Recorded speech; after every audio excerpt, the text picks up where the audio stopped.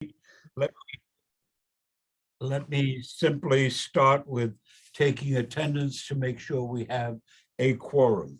Marty Wolpoff? All right, I'll get back. Rosemary Ginty? Dan Paternak? Present.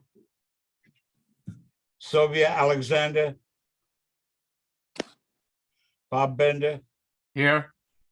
Nick Fazio? David Gelman? Present. Julie Reyes? Camilla Tepelis? Present. Lee Chung? I don't know if we have a quorum yet. We have 5. What do I need, Laura? I think you need We've just 6. been joined. We've just been joined by Rosemary. Okay, so that gives us 6. I think that's half. Do we need one more than half? Well, we have 11 members. I think we need one more than half. So if you've just joined us, we've just done a roll call vote. We're now being joined by Julie Reyes. Okay, we have a quorum. Yes. All right. Good evening, ladies and gentlemen. We have a reasonably lengthy agenda. So we'll get started right away, if I may. Let me give you the chairman's report and the pieces that comprise it tonight. We have an open issue from the last meeting, which involves 306 232nd Street, the proposed charter school. Following an inspection request from Community Board 8 on March 6, 23 regarding a complaint. Yeah. Somebody, I guess what we're going to have to do is either mute everybody or those who are not speaking should mute themselves. Let's try that first. Excessive amounts of water pooling at an active construction site. The Department of Buildings inspected 306 West 232nd Street and issued 3 violations that day. The violations were for the following conditions: damaged and cracked sidewalk, creating tripping hazard for pedestrians; damaged sidewalk at exposure 1, the rear yard, at exposure number 2, and separation between the asphalt and the curb at exposure number 4. Failure to comply with a previously issued violation regarding inadequate logbook from January 2023 constituted another condition. DOB also issued a partial stop work order, which stated that no excavation and new work was allowed except to conform to plan or amended plan and repair and provide protection to adjoining properties at exposures 2 and 4. These violations are in addition to others pending violations at the property for the following conditions: metal construction door at exposure number 3 isn't reflected on the site safety plan. Poorly maintained construction fence and 2 additional cracked sidewalk violations. Is there anybody here representing either the owner or the proposed operator of the premises? The building department is here. Is there any update to that, Ophelia? Ophelia? Yes, I'm here. Can you hear me? Yeah. Charles? Is there any update to that? Well, we did do the inspection as you stated. Before I get into that, let me do an intro. Ophelia Phipps, Director for Community Engagement for the Department of Buildings. With me is my colleague, Craig Hughes, Chief Craig Hughes, that's joining me. As it pertains to that location, it's being inspected, it's in audit. Actually, it's being audited by the construction safety team. So that's the update I have to share on that location. Thank you very much. You're welcome. And thank you again for joining us this evening. I deeply appreciate it. I really do. The second of the reports relates to the, let me do STAG, then I'll get to the second of the reports. Marty, are you here yet? I'm here yet, yes. Could you give us your report on STAG and Riverdale Avenue? Yes, thank you. We met last month. We have a meeting coming up shortly. The building was anticipated to be topped off on March 8th. I believe that it did happen.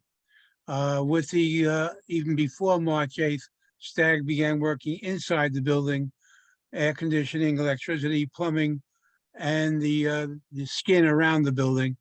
And as you see what's going on, that's they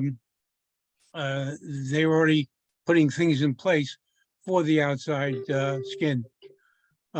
Should note that at the time of our meeting, STAG reported that there were 2 break-ins, materials and equipment was stolen, and it was reported to police, and they're moving forward. They set up security cameras, and hopefully that will prevent future break-ins. There was discussion on possible mitigations concerning the driveway on Riverdale Avenue, and it's adjacent, being adjacent to the crosswalk and the pedestrian traffic will be going by. STAG offered to look into it and to see what further mitigations they can put up. Following completion of the extension on the 3rd floor and the beginning of masonry for the external facing and the work on the elevators, STAG will begin removing some of its heavy equipment. This may begin, they said, in 3 weeks. When we met, at least the next 3 weeks, that will start happening. STAG provided us with, and in a second, if you will give me host privileges or co-host privileges, I'll show you what the last rendering looks like. They're still working cooperatively with the co-op next door. And things are, and one other thing, at the request of a member of the community, I asked for more detail from STAG concerning when the lottery would start and what the lottery would look like. They're not ready yet to begin the lottery. They're anticipating January 2024 as the targeted time when they'll be requesting a C of O. And I imagine around that time, that's when the word will go out that a lottery is available. The lottery is based on the our friend, the AMI. They're targeting 130% of AMI. I have charts here, but they're all available online as to what categories someone would fit into in terms of annual income and size of the family. And then based on AMI, there's a second chart which tells you the rentals that are the maximum rental on apartments based on your AMA status. And again, 130 is the target. If you momentarily, I don't know who's there, who can make me co-host, I just want to show you the rendering. Marty, you are co-host. Oh, surprise. Okay, thank you. Now if I can figure out how to do this one more time. I can't, oh, there it is. Sorry, Here you go. there I go. So that's what the building will look like when completed. Give you a sense of the size in comparison to the building next door and the aesthetic look that it will have. That is my report. And any questions? Marty, as I pointed out to you and to them previously, the front of the building looks nothing like that. There's a street in front of the building, not a park-like setting. But other than that, it's fine. Well, they have a plan for plantings. So I don't know where the plantings, actually, I haven't seen it.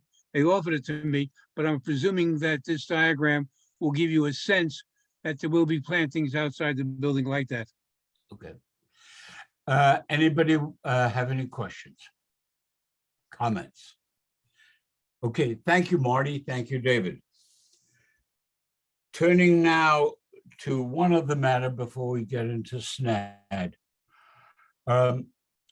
Those of you who have not yet done so would do well to read the mayor's letter published in this week's edition of the Riverdale Press. It foretells what will be coming quite shortly in terms of city programs relating to affordable housing and related areas. It is something that is prescient in many respects, but it calls upon the communities to participate and play an active role both in formulation and in support. The next meeting of land use will be on April the 3rd, which is not far away. At that time, and prior to it, the members of the committee will receive a proposed report, which has been shown to a number of the members for their comments, a proposed report on affordable housing in the community, and we'll get that out to each of you, both together with a resolution, which hopefully can be voted on before the mayor's program comes out. Otherwise, what you're going to be doing is you're going to be just taking what you get and hope you can counter it. Remember, it's a citywide program, so if one or two boards disagree, it isn't going to have a hell of a lot of impact. If we come out with a report that makes some suggestion that is valuable, I have every reason to believe, indeed, I have good reason to believe, portions of it will in fact be adopted by one or more agencies. So that will be sent to you no later than Monday of next week. The last item in the chair's report is also the first item on our agenda, SNAD. For those of you who are new to the issue,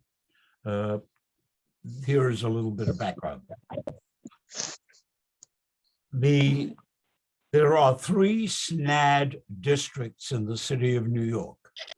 All of Staten Island is a special natural area district, or SNAD, and a portion of the Riverdale portion of Community Board 8 is in SNAD.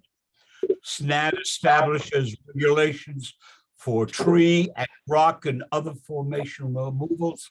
It is designed to achieve 2 goals.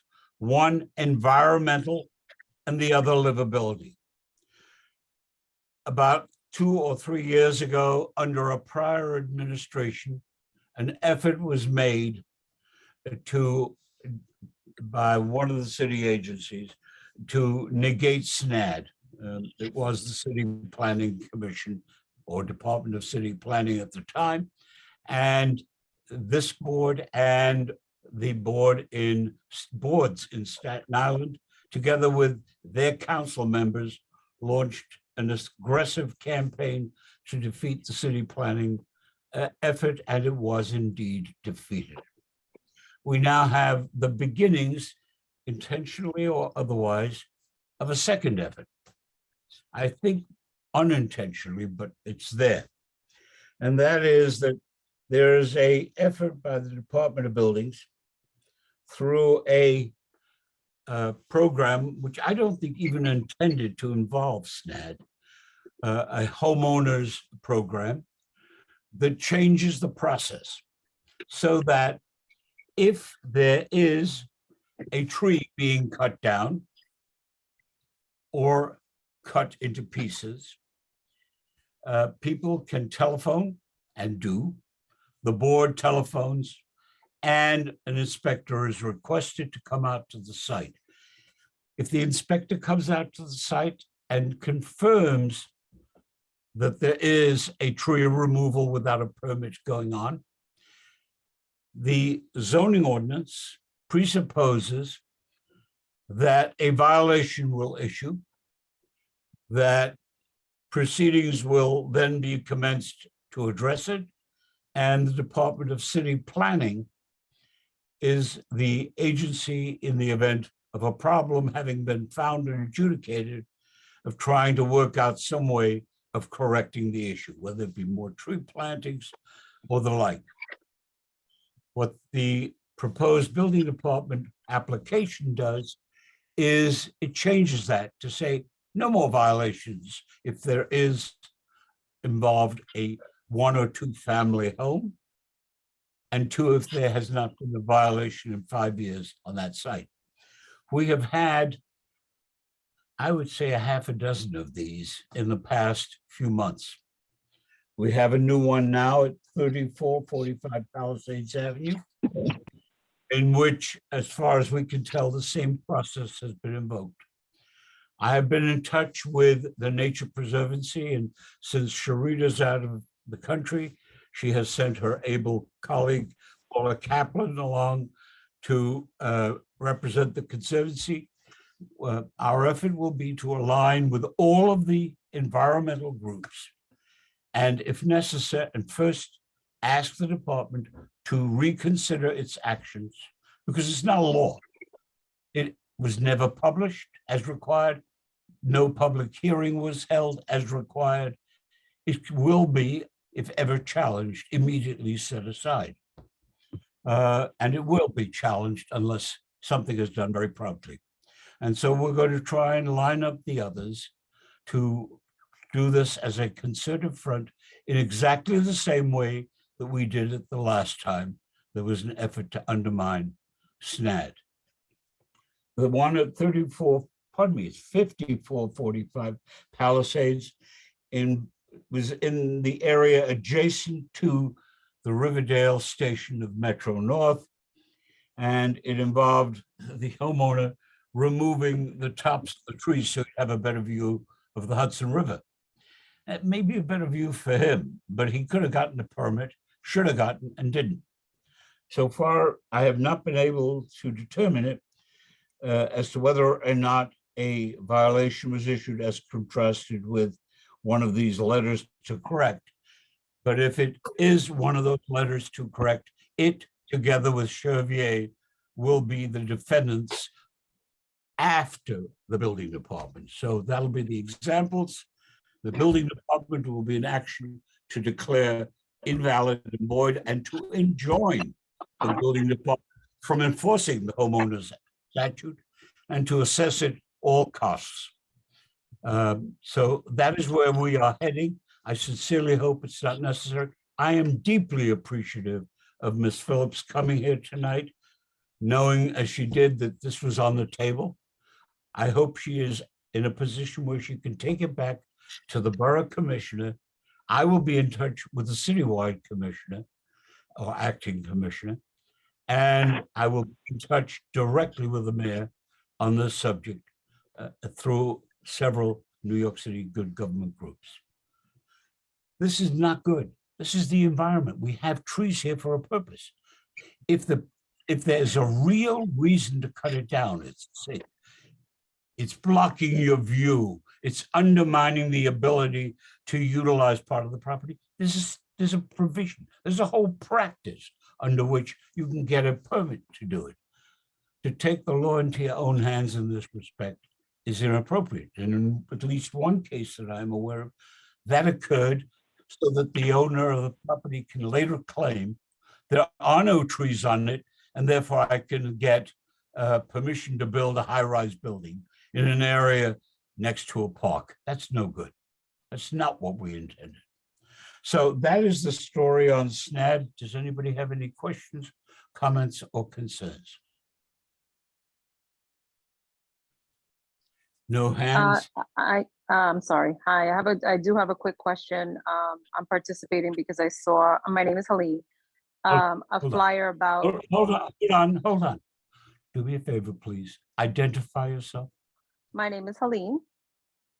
And I have a question. I received a flyer in regards to a new development on 160 Van Cortlandt Park South, which is right across That's from Van next. Cortlandt.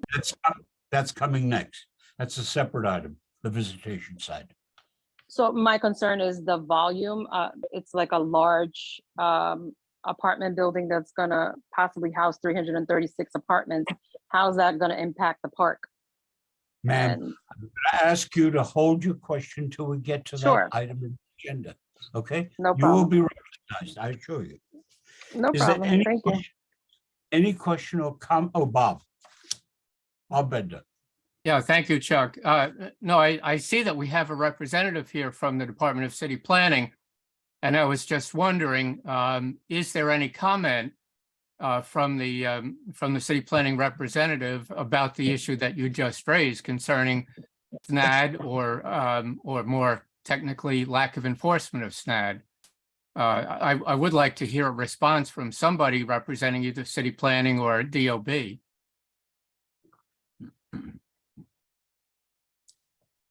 Ms. Thomas? Hello.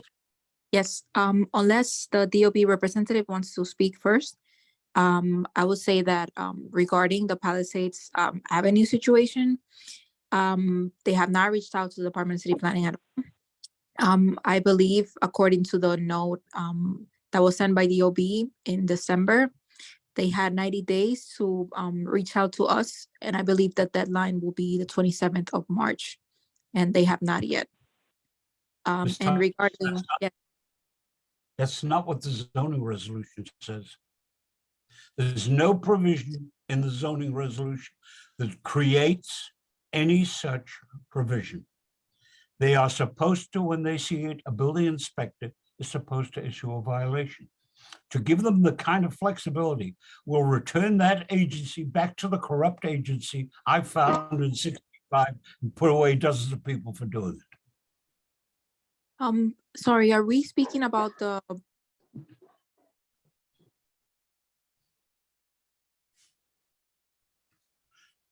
Ms. Hello? Thomas.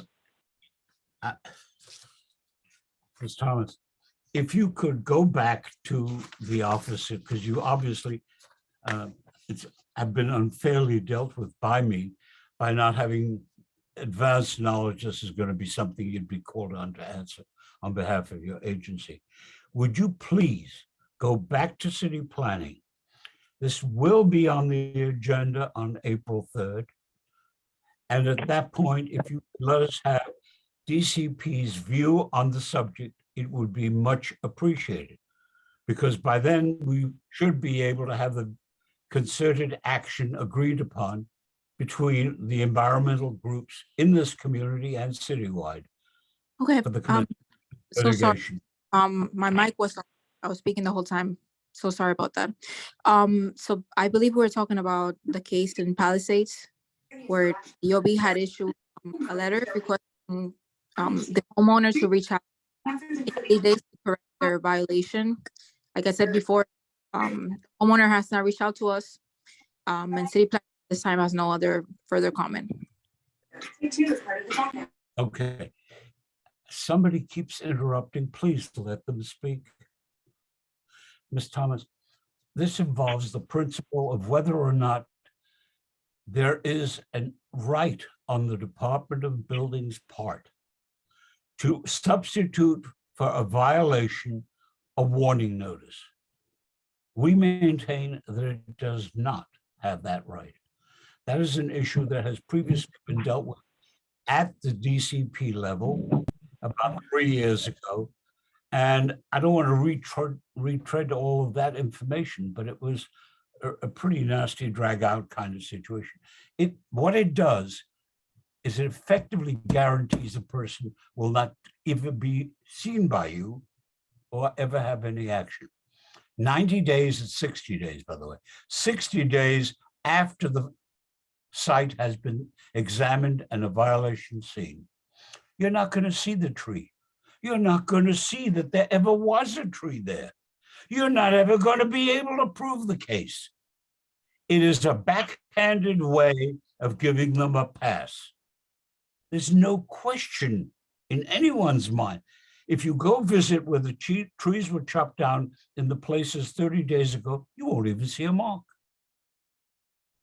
And so what can you do? How are you going to prosecute that? How is building ever going to prosecute it? And how are you going to be able to address it? So what you effectively do is you guarantee a free pass and an end to SNAD, at least insofar as it involves trees. And I don't think that's what this administration really wants to do. But if you would go back, I'd appreciate it.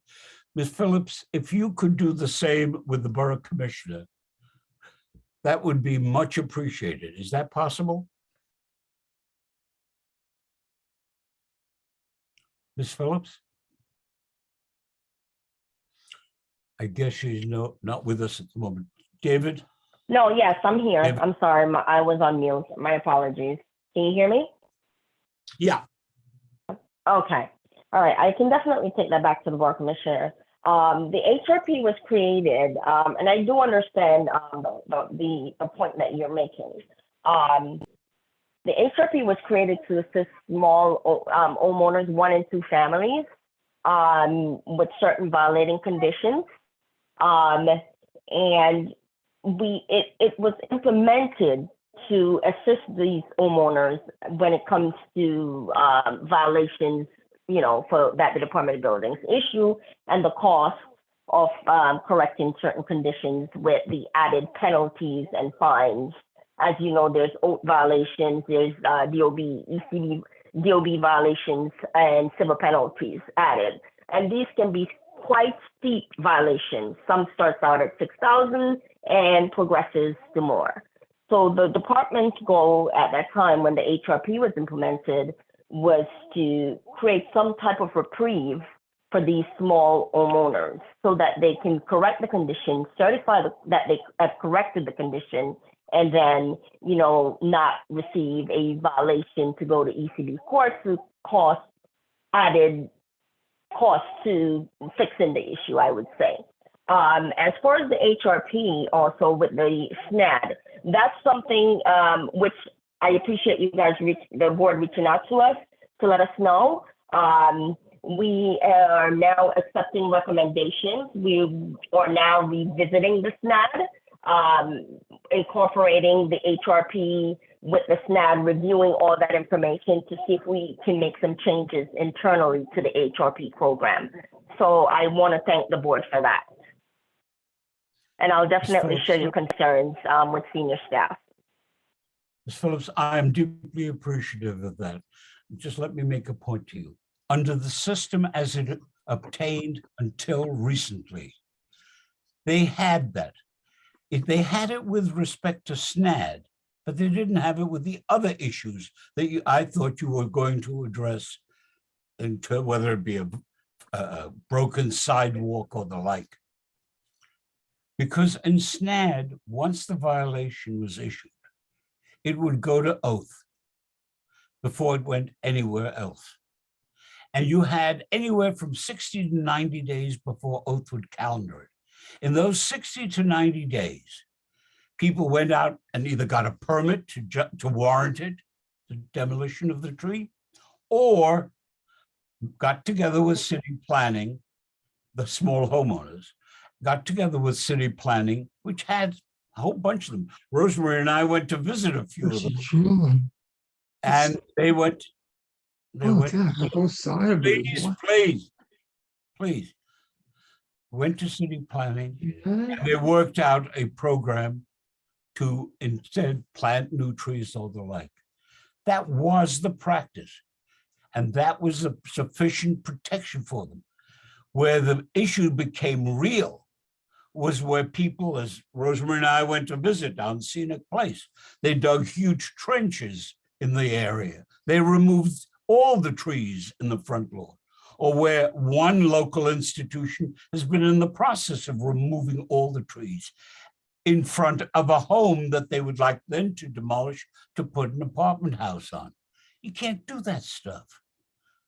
Not if you have any environmental consciousness. So if you will take that back, we will work with you in terms of dealing with it. You could do it by just putting it on the website of the Department of Buildings. Come on down and get a permit. So that's the issue. Please make sure, because it is my sincere hope. The board passed a resolution authorizing the board to retain pro bono counsel to commence the action. Pro bono counsel will act. We will be in court if this isn't done, whether it be my firm or any one of a half dozen others. All right, Mr. Gelman. Yes, thank you, Chuck. What we've been discussing, I think we've largely covered it, and I'm sorry if I'm jumping ahead, but I think we've covered the reactive mode, reacting to what might have occurred at a site. The other element that we've been trying to address over the last couple of meetings, and we're looking for help from city planning and from DOB, is being proactive. That is to say, what do we do when we see somebody is in the act of damaging something within the SNAD? That is to say, cutting down trees and whatnot. And just taking pictures and reporting it to you is too late. And giving the landowner a $10,000, $100,000 fine is too late. We need the ability to call, just like the BEST program that I think is part of buildings, where you can call and report a problem with a building under construction. We need the ability to call some office, some number at some office at city planning or at buildings to say somebody is tearing up a part of SNAD against the rules. We need somebody to come out and stop them. And I don't think we can do that with 911, and 311 would be days, if not weeks, if not months too late. So we need to have we're looking to you to provide us with the ability to stop wrongdoing in its tracks. Again, the prospect of a $100,000 fine in many cases is irrelevant to a developer, and it would negate generations, if not centuries, of growth that could be destroyed. So we're looking for an answer to that. Thank you. You reminded me, Paula, just a second. Let me just make a point else additionally to Ms. Phillips and to the city planning representative. Assemblyman Dinowitz has been working on this subject for a while. And one of the issues that is under consideration is a proposal that was put to him about making it a misdemeanor. That takes it out of the city's hands, puts it in the hands where affirmative prosecution will result. I think that's too stringent, but if the city is incapable or unwilling to be environmentally conscious, then that's the only alternative. Paula. Yeah, well, I'm wondering why the city planning department and the Department of Buildings don't seem to be communicating on this. I mean, Department of Buildings has reportedly, and I've been told, it considers the SNAD a low priority. And so, because it's not an emergency or whatever. And city planning, presumably they created the SNAD. They should work it out. I mean, it's like there's no communication within the city government. And I think that might be part of the problem. Ms. Kaplan, you are representing tonight the Nature Preservancy. If you will take this back to them when Sharita gets back, Ms. Paulson, we can then have that conversation about moving forward. All right? Well, I'm also a member of the community. I mean, I can. Good. No. I want both. I noticed that Assemblyman Dinowitz has joined us. Where'd you go? Jeffrey? All right. I guess we are not going to have the problem. Unless you want to start, Randy. No, he's coming on. He is having a problem, but he'll be right back. All right. Chuck, it's Laura. I just want to acknowledge that I see Dario Quinsack from Senator Jackson's office has joined the call. Oh, good. Good. Let me just then give you two comments so you can be aware of it. At the end of this discussion, the next item on the agenda is visitation. At that point, I will turn the chair over to the vice chairman of the board in conjunction with the chairman of the board, Laura Spalter, we agreed that Mr. Bender would be the appropriate person to take the chair, and he will take the chair throughout the discussion of the visitation issue, and I thank you, Bob. Jeffrey, we'll have to catch you later. Bob, it's yours. Robert, oh, here he is. Jeffrey? You're muted. Yes, There you go. Go ahead, Jeff. I could, I'm having trouble hearing you though. You're on. Oh, I'm on. Are we talking about visitation? Because I stepped out for a No, second. we're talking about SNAD.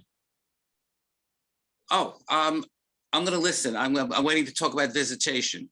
Okay. Bob, it's all yours.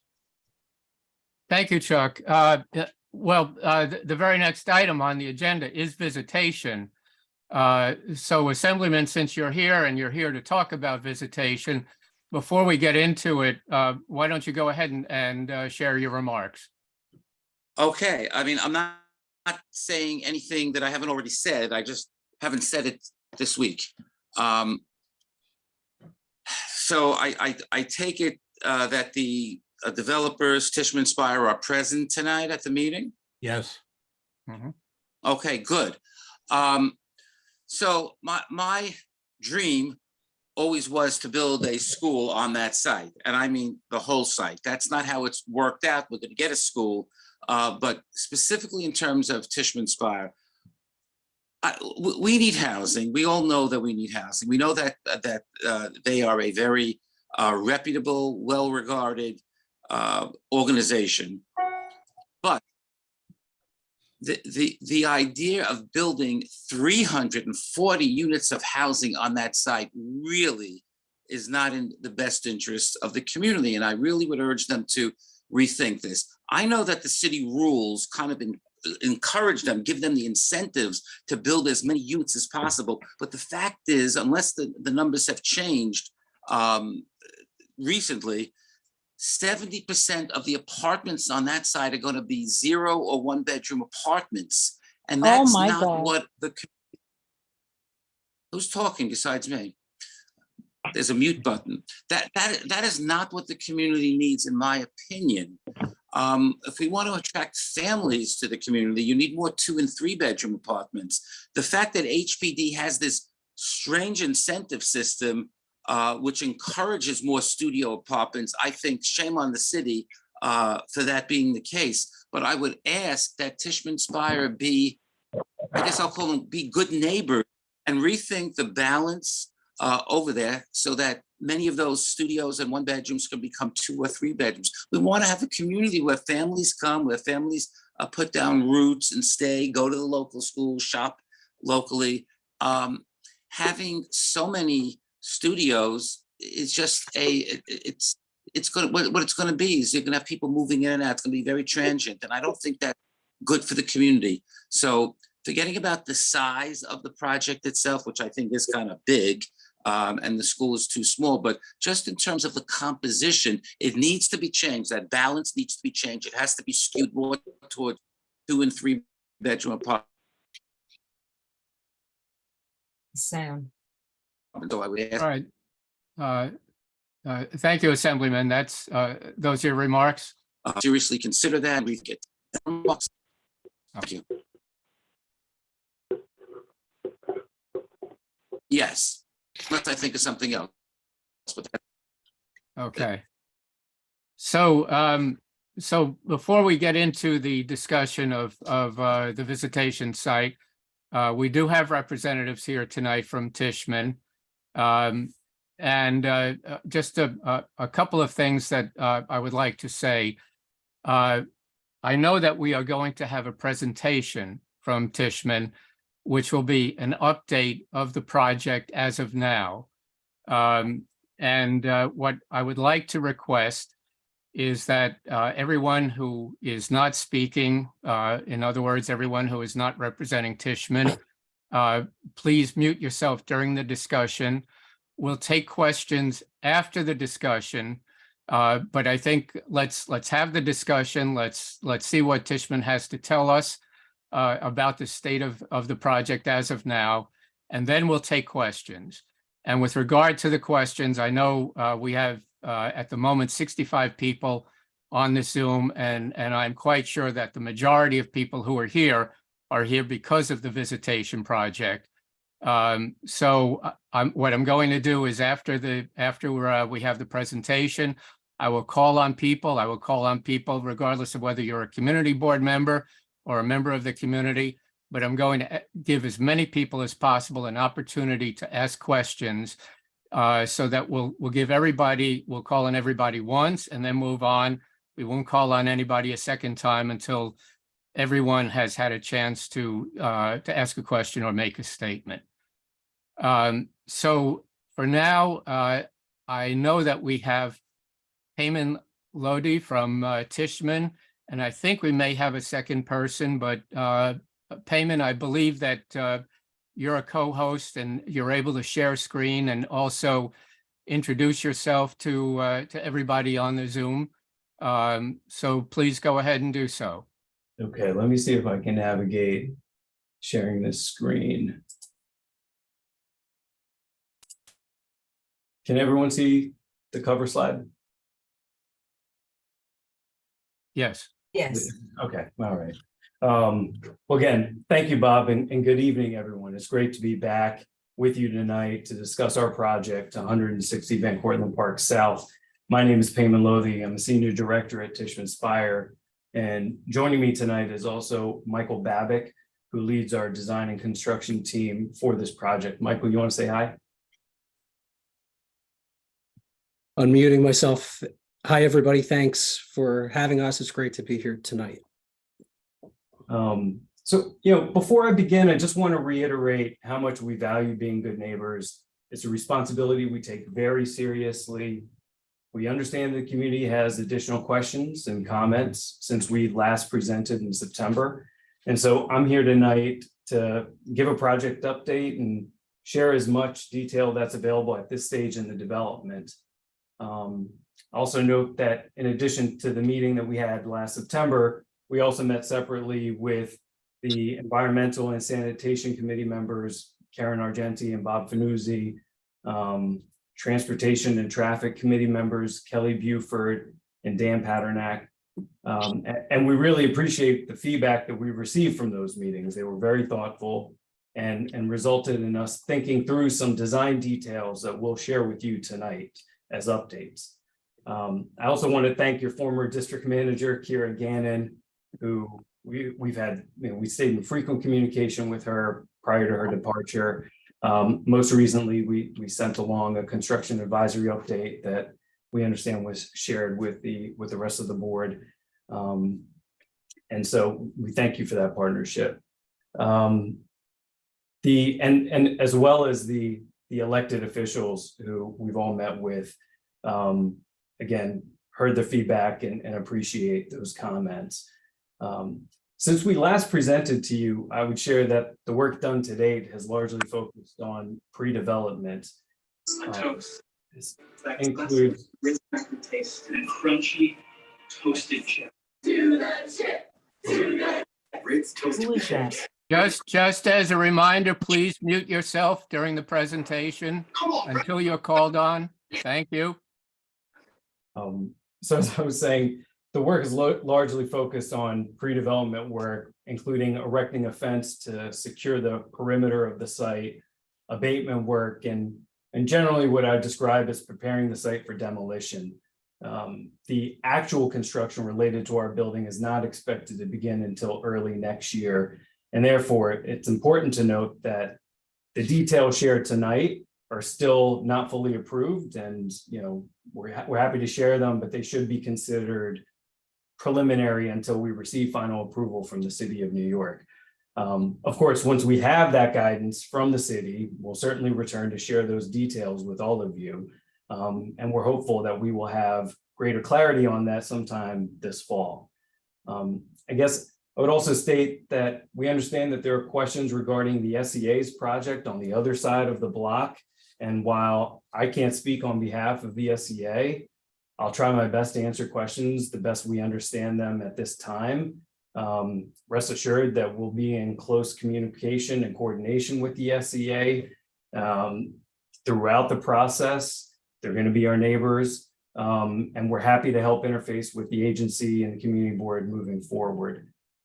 And, you know, I think the last piece is, you know, I'm going to share a project email and phone number that we have for the site.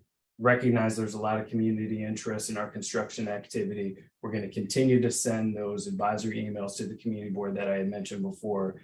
But, you know, we also want to maintain open lines of communication. And so we've created this project email and the phone number. We'll receive the intake as we receive them and get back to you as soon as possible. So let me start with the slide.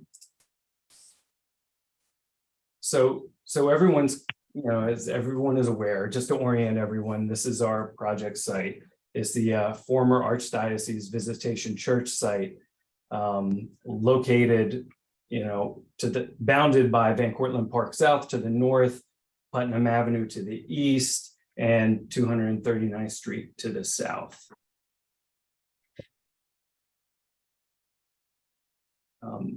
Our proposed development anticipates approximately 340 units of affordable housing designed to quality housing program standards. It also includes a 70 space surface level parking lot in the interior of the courtyard with an additional 170 bike parking spaces inside the building.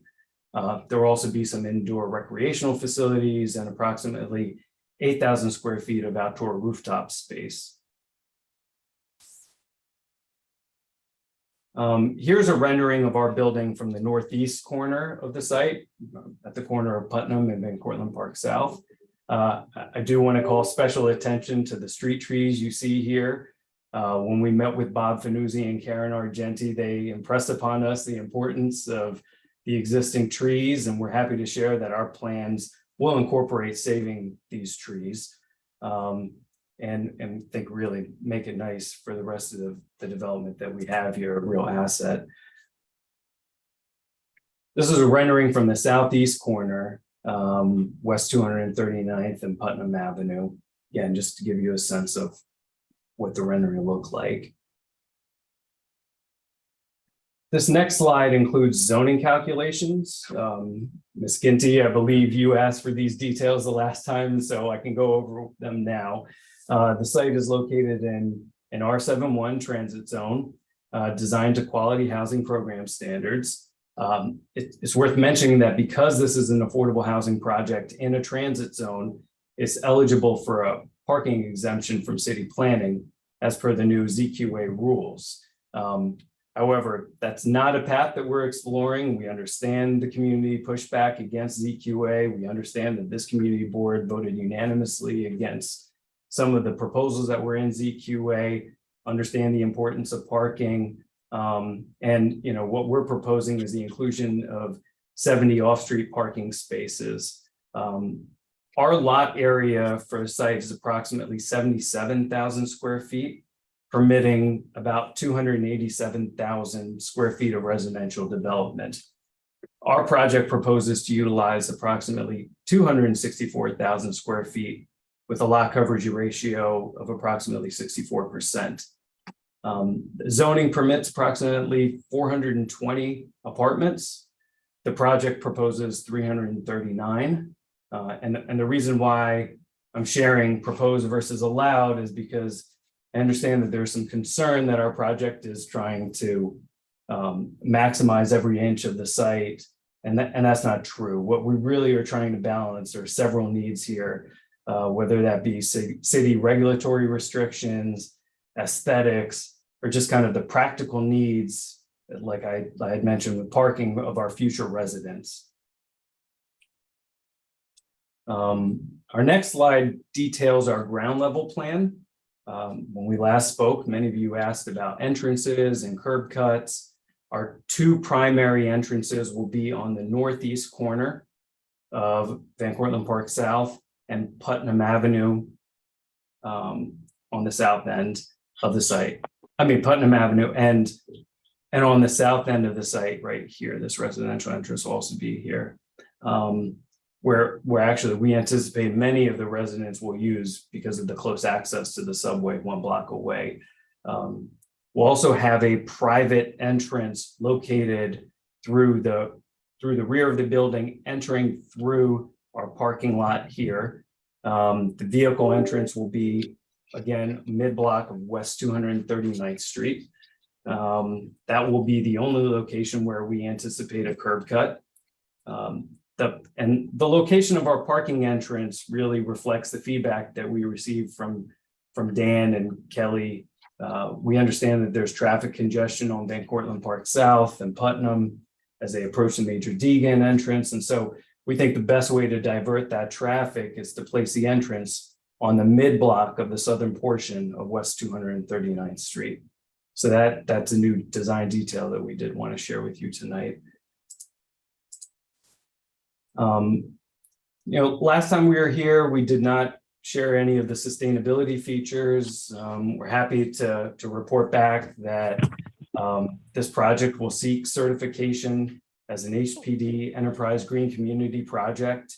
We will be adding rooftop solar panels, and regarding stormwater management, we were big proponents of the city's Tibbetts Brook daylighting project.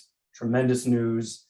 We believe that it'll significantly abate any of the neighborhood flooding caused by stormwater.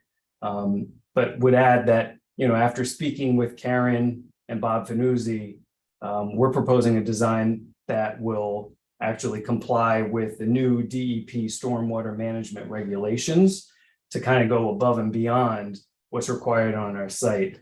And that also our parking lot is being designed in such a way so that the surface will include permeable pavement to further mitigate any stormwater impacts.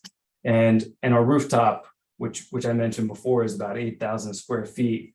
We'll have a landscaped component to it. This will be a great amenity for our residents, and we think it'll get great use. Regarding street trees, we propose to increase the total number of street trees on the site. And again, mention that we are going to keep the existing mature trees. We received Karen Argenti's presentation on, the trees that she and the community decided to preserve. Want everyone to know that we shared those plans with our arborist. We hired an arborist for this site. We shared those plans with him. And he's helping us develop a plan to retain as many as possible and protect these trees while we're in the process of construction, as well as coordinate with the Department of Parks and Recreation and our construction team and DOT moving forward.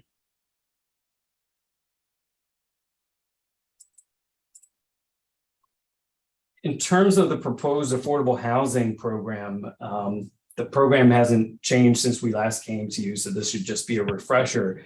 We're currently proposing the following AMI mix for our apartments. Again, this is subject to the city's approval, but this is what we're proposing. 60% of these units will be affordable to families earning 40 to 80% AMI, and the remaining 40% will be units affordable to families earning between 80 to 110% AMI. As many of you know, there's also an HPD requirement provides for a 50% community district preference. So there will be a direct benefit to Community Board 8 or Community District 8 residents. And as you see here, the preliminary unit mix breakdown is also provided in terms of studios, 1 bedrooms, 2 bedrooms, and 3s. The last time we were here, there were questions about how those AMIs matched with household incomes. Here's a chart using the latest 2022 figures from HPD. Might be helpful to take a look. And of course, as we shared with the district manager, we would send this presentation to the board so you guys can all have a copy of this and review this later. And then this slide here just illustrates how those AMIs are reflected in maximum monthly rents.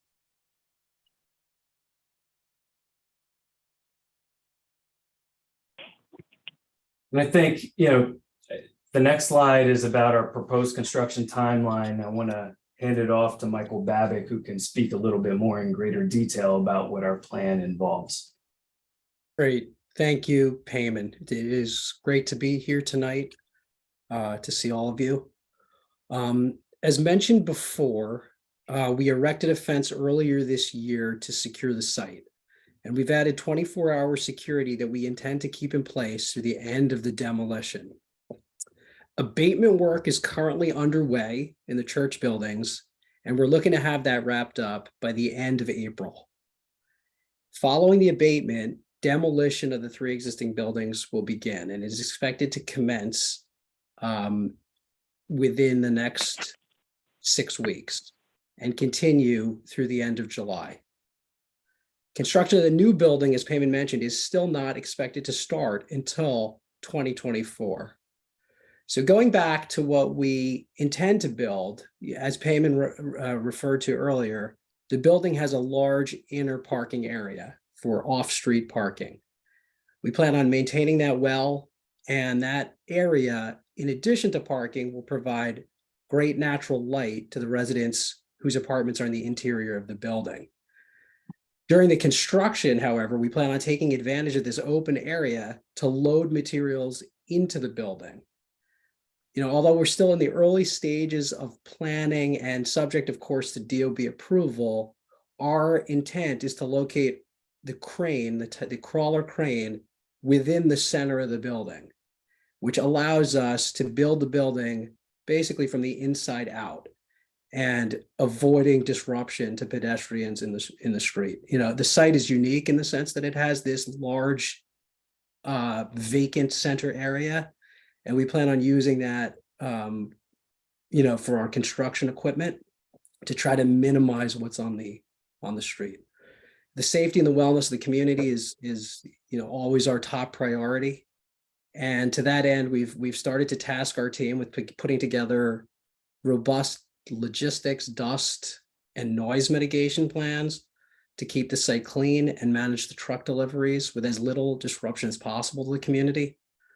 These plans are still ongoing, and we plan to return to this group in the future to present to you in more detail as we develop the construction sequencing.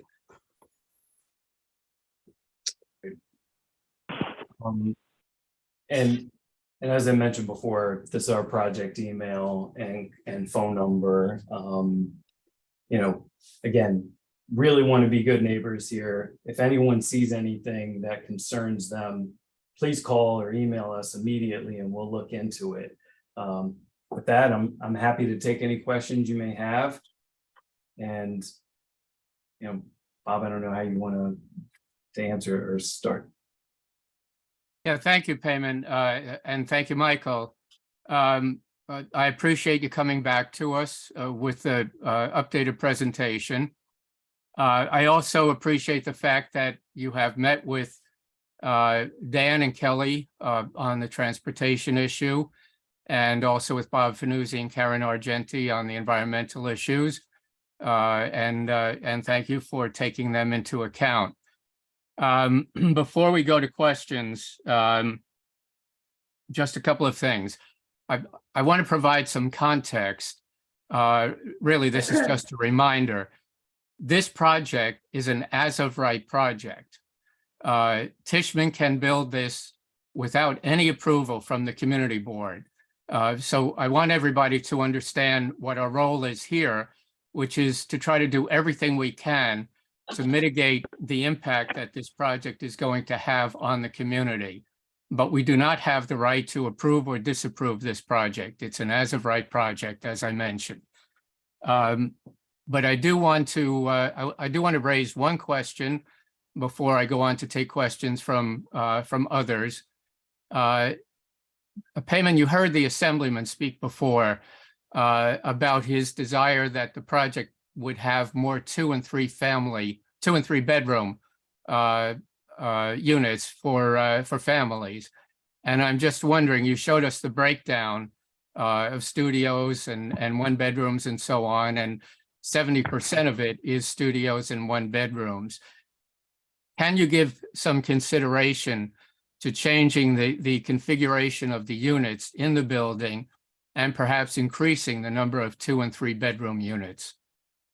Yeah, and that we've heard that feedback all along and appreciate the concerns, and as it's been raised to us, our response has always been that, you know, our counts match existing HPD programs.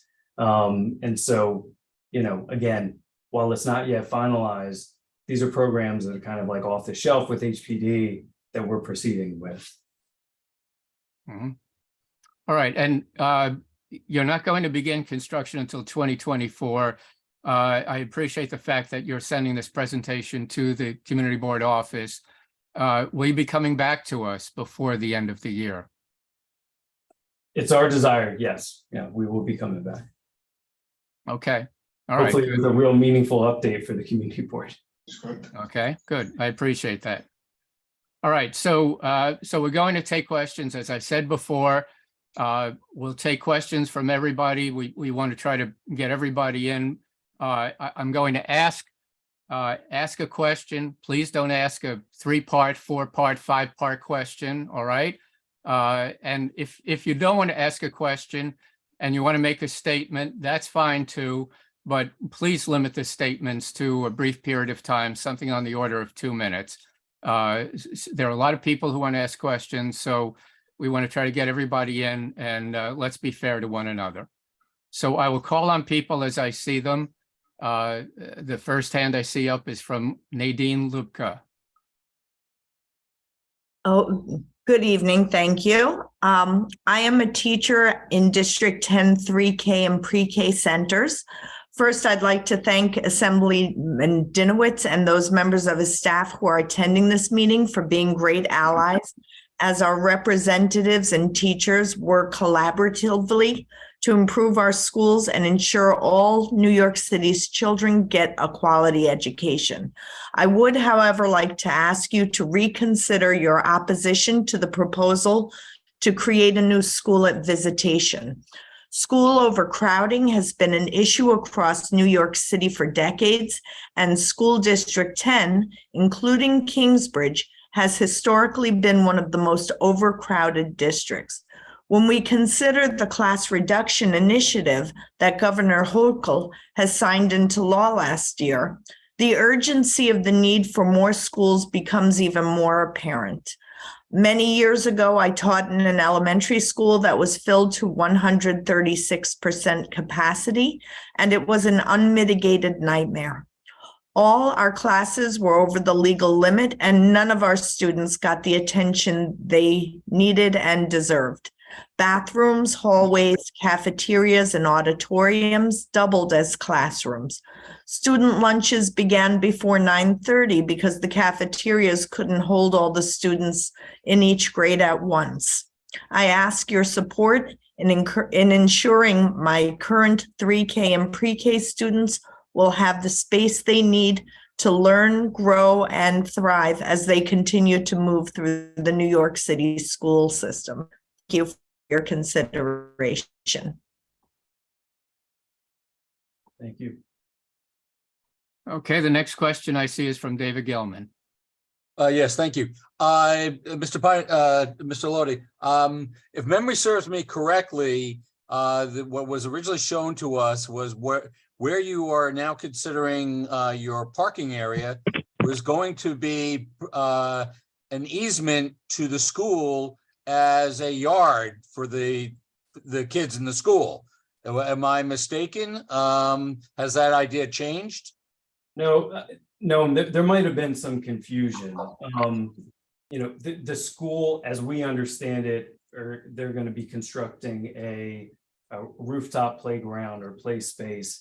Part of the courtyard over here will actually include that easement that you had mentioned about. I think it's roughly, Mike, do you know the rough square footage? Yeah, it's about 2,500 square feet that the school will take within the courtyard for I believe it's like a kindergarten or pre-kindergarten play area in addition to the roof. But it is important to note that, you know, in terms of design, what we're going to proceed with is going to be something that complies with SEA guidelines in terms of what is, you know, keeping the children's safety paramount. Okay, my recollection though was that there was another space of about 2,500 square feet, which is about the size of a basketball court, elsewhere on the school site, and that this was an addition. And it sounds like you're saying that they are one and the same. Yeah, I think the easement for the 2,500 square feet falls within this kind of open area here, as you see on the screen. And in addition, they're going to have their rooftop place. Okay, but no other ground space on the school part of the property for outdoor activity. Again, I can't speak on behalf of SEA's design, but I don't, Mike, correct me if I'm wrong. I don't know if you've seen designs. Yeah, not that we're aware of, but again, we're not, the SCA has not shared their design information with us at this point. Nor with us, but that was what we thought. Okay, thank you for your understanding. You're telling me us of your understanding. Thank you. All right, Camelia Tepelis. Yes, thank you both. First, thank you, Mr. Babic, Mr. Lottie, for being here, and thank you, Mr. Modler, for allowing us the second opportunity to interact. I happen to be the chair of the Environment and Sanitation Committee, so I'm thanking you yet again for now providing us this green construction details. I will be happy to share it with my committee. And thank you for listening to Karen and Bob when you had the opportunity to meet. David kind of guessed my first. I have two quick questions. So I mean, if my understanding is correct, your building will directly touch the building of the school, like in this point and in this point. So if you would be so kind, you shared with us images from north, south, and east actually. So maybe next time, I don't know if you have one now that you could share with us an image looking from the Broadway side so that we could see sort of what's the setup when you look inside the U of your property, if you see what I mean. But if you could confirm, like it's touching directly, right? It's like wall to wall here and here.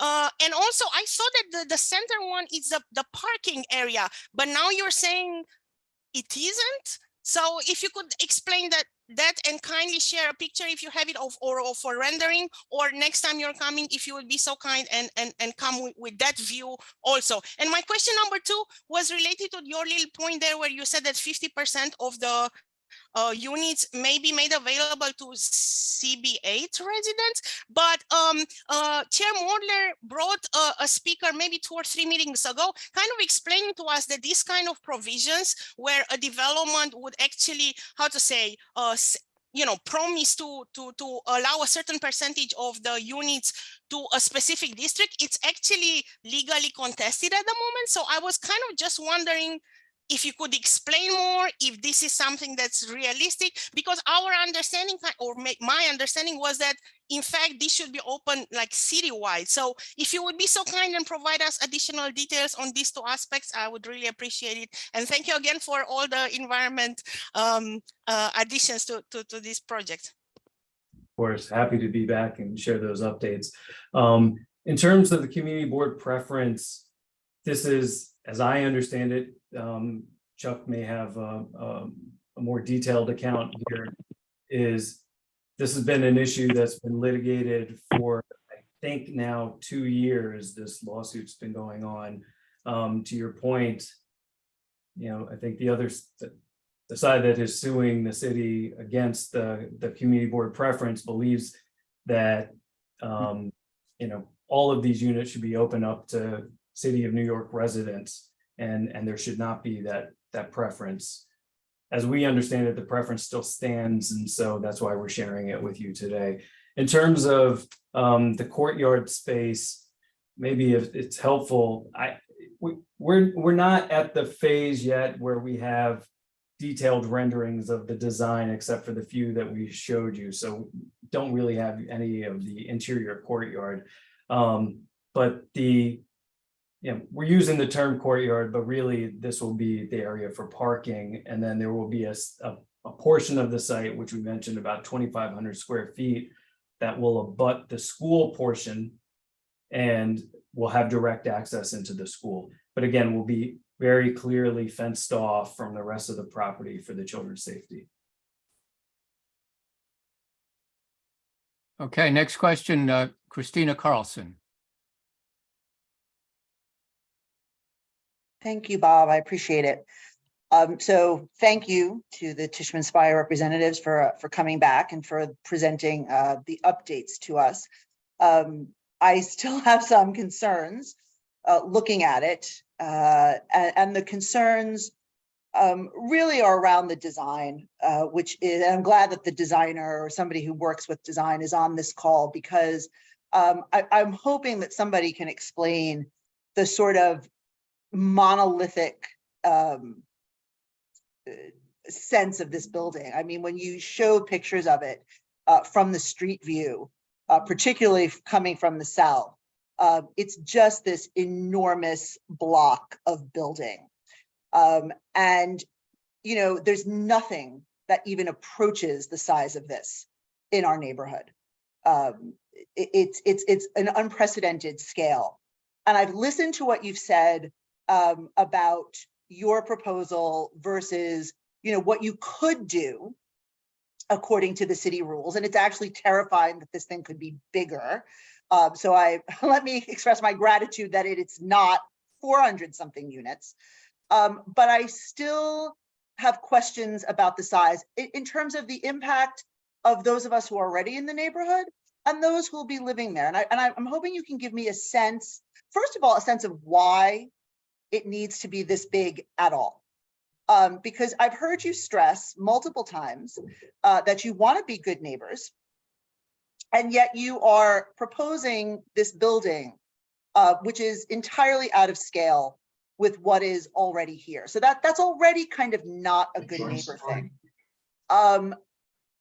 So I'm thinking about how it's going to affect the people in this neighborhood. I'm also thinking about how it will affect the people inside, right? Because by my calculations, this is going to have over 40 units a floor, which is, I can't think of another building that has that many apartments off a hallway. And I'm also wondering about the size of these units, because for instance, our building, which is right next door at 180 Van Cortlandt Park South, a standard 2-bedroom is about 1,000 square feet. And I'm wondering what kind of square footage the people who are going to be living in these units are going to have. And to reiterate something I've heard people say earlier, including Assemblyman Dinowitz, I am very disturbed by the proportion of units, right? You're building next to a school, and we've already heard that that we need school seats. Presumably a building next to a school is going to attract families, and yet 70% of your units are 1-bedroom or smaller, which would seem to argue against being a family-oriented building being next to a school. So these are the questions I have about the choices that you've made in terms of the size, the number of units, the size of the units, the proportion of bedroom types in the building. This seems to be not consistent with what this neighborhood really needs. And that's to say nothing about the other issue, which of course is parking. 70 parking spaces for 340 units. Christina, you've asked several questions already. I have, Can we give and I them an am opportunity to answer, please? Excited to hear the answers. Okay. So there were a few questions. I think the first one related to zoning for the site and the design of the building. So the building's designed to comply with New York City quality housing standards, which dictates what they call contextual zoning envelope, as opposed to, you know, a tower on the base building where, you know, you cram all the building and you get a very tall, skinny tower. You know, these are the zoning standards as dictated by the city of New York through HPD and the Department of City Planning. Again, like that tall skinny tower would allow you to build the 420 units that we had mentioned here. In terms of the reason, I mean, or the number of units that we have on our site, again, I would just state, we're trying to balance a bunch of different goals here. Trying to provide as much affordable housing as possible while building a project that is aesthetically pleasing and is contextual with, you know, the surroundings, and, you know, provides for, you know, really quality homes. In terms of the average square footage of the buildings, you know, I can share with you what the average 2-bedroom unit's going to look like compared to what is, you know, the minimum required. The average is going to be about 805 square feet for a 2-bedroom. Minimum required is about 700. So we really are trying to provide, you know, adequate space to our future residents. I'm sorry if I missed another question in there. Well, I mean, you've answered a question, and it's kind of alarming, but what you've kind of dodged around is the idea of, we understand what the outer limits are, but I'm still not clear on why it has to be so many units that are a 2-bedroom at 800 square feet is 200 square feet less than the neighborhood average.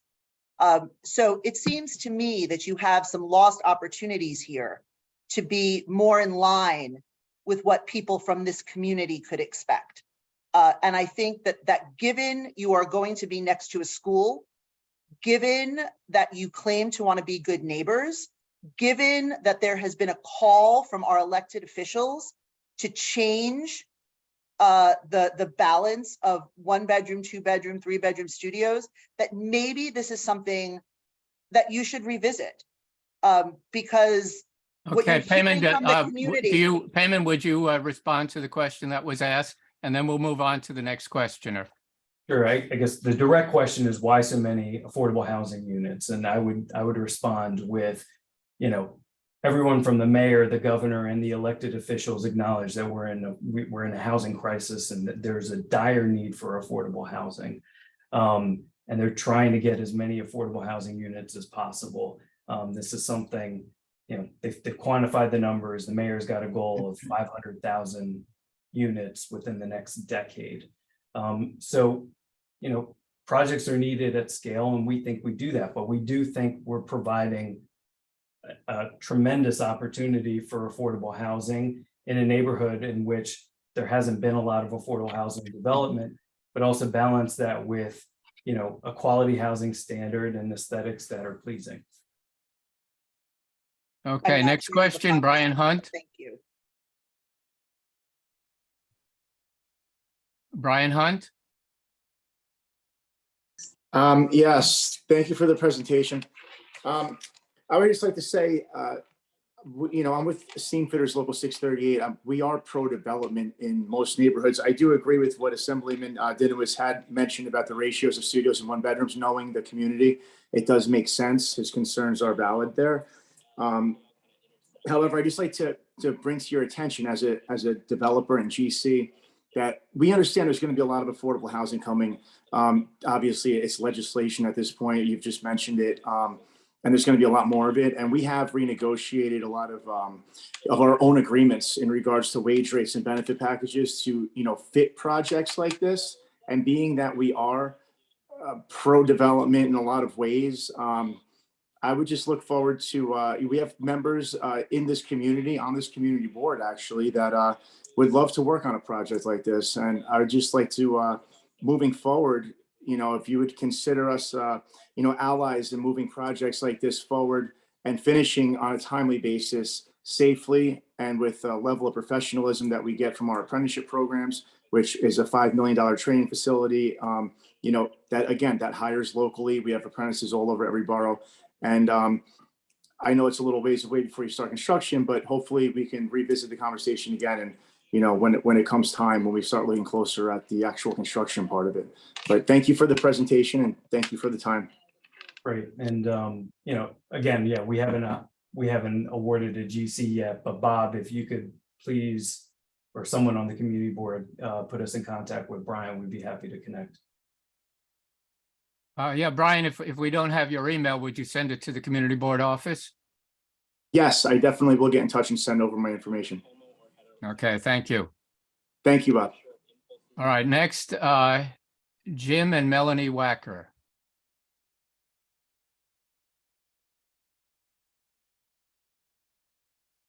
Jim and Melanie Wacker, you are currently muted. Can you unmute yourselves?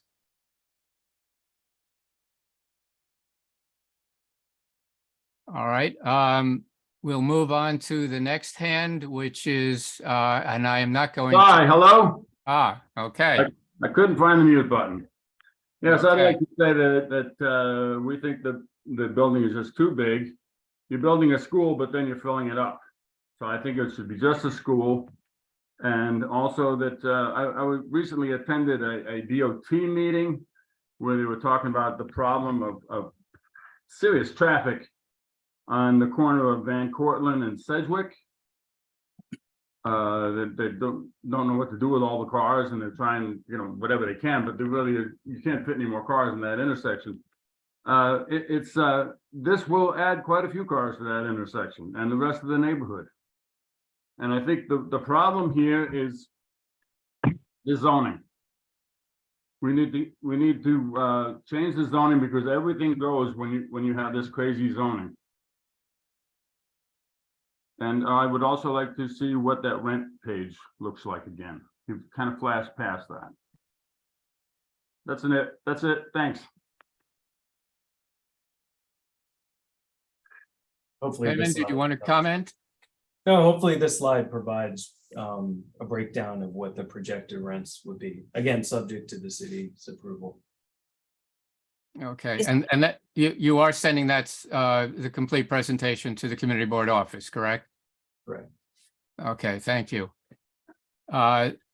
Next question, and I know I am going to mispronounce this name, so I apologize in advance. You don't have to apologize. It's Joanna Ahmeti. Thank you for that. Hello, gentlemen. Thank you for your presentation. You mentioned hiring an arborist because you are concerned with the need for greenery and trees in the neighborhood, and you spoke about working with community board members who had experience with that matter. I'm curious to hear if you've consulted with any community organizations or other representatives to better understand the needs and the preferences of local families whose lives would be impacted by this development. Yeah, I think the arborist that we had mentioned was that we hired is to help us with the street trees. In terms of other community groups, I would say that we have partnered already. We haven't been here very long, but we've partnered with the Van Cortlandt Park Alliance. We did our corporate volunteer day there this past spring. We're going to do it again this spring. We have partnered with the Kingsbridge Heights Community Center to do some back to school work. Again, we haven't been here very long, but we want to have deep ties in the community. And if there are other organizations that you'd recommend that we be in touch with, or that we could partner with, we'd be happy to speak to them. I have a clarifying point. Will Tishman Speyer be responsible solely for the construction of this project, or are they also taking responsibility for the management and the life of the development? No, we plan to own and manage this building. And with that in mind, the workers who will be employed within the building, will they be unionized workers or will they be non-union workers? That we don't have an agreement yet, but yes, we anticipate that they will be union workers. All right, thank you. So we'll move on to the next question. This is a representative from Senator Jackson's office, Quinsack. Good evening, everybody. I'm Dario Quinsack from Senator Jackson's office. I wanted to know from Tishman Speyer, which HP term sheet are you working off? Again, we're not working off of a HPD term sheet yet. This is all preliminary and haven't really engaged with this. I mean, the city is aware of this project, but we're not at the phase right now where, you know, HPD is opined on it. But you were mentioning you were trying to go with the off-the-shelf option for the affordable portion. That's why I was kind of hoping you would have like which term sheet, at least in the general idea, which one would say the extremely low income, the mixed income, the neighborhood construction. That was my question to Tishman. In that Sorry, regard. I mean, there are several different ones, but I mean, this is considered you know, kind of a mix of low and moderate incomes. So the numbers that you're based on the distribution of the units is based on the layout at this point and not on what you were thinking of receiving as incentives or assistance, government assistance through programming, correct? I'm sorry, I didn't hear that. So you're saying that the quantity of units, the distribution of the units, and the area square foot of the units based on what works design wise for Tishman Speyer, not based on what you think will be required for funding purposes, correct? No, it's generally based on our understanding of how HPD programs work. So you're saying you don't have a specific program in mind, correct? Right now, we have not committed to a program with HPD yet. It would be too early. I'm really not trying to dodge, but I mean, at some point in the future, when we do come back to the community board, after we have that level of clarity, we will be happy to share that with everyone here. Thank you for your question. Thank you. All right, next I see iPhone 80. If you want to ask a question, would you please identify yourself?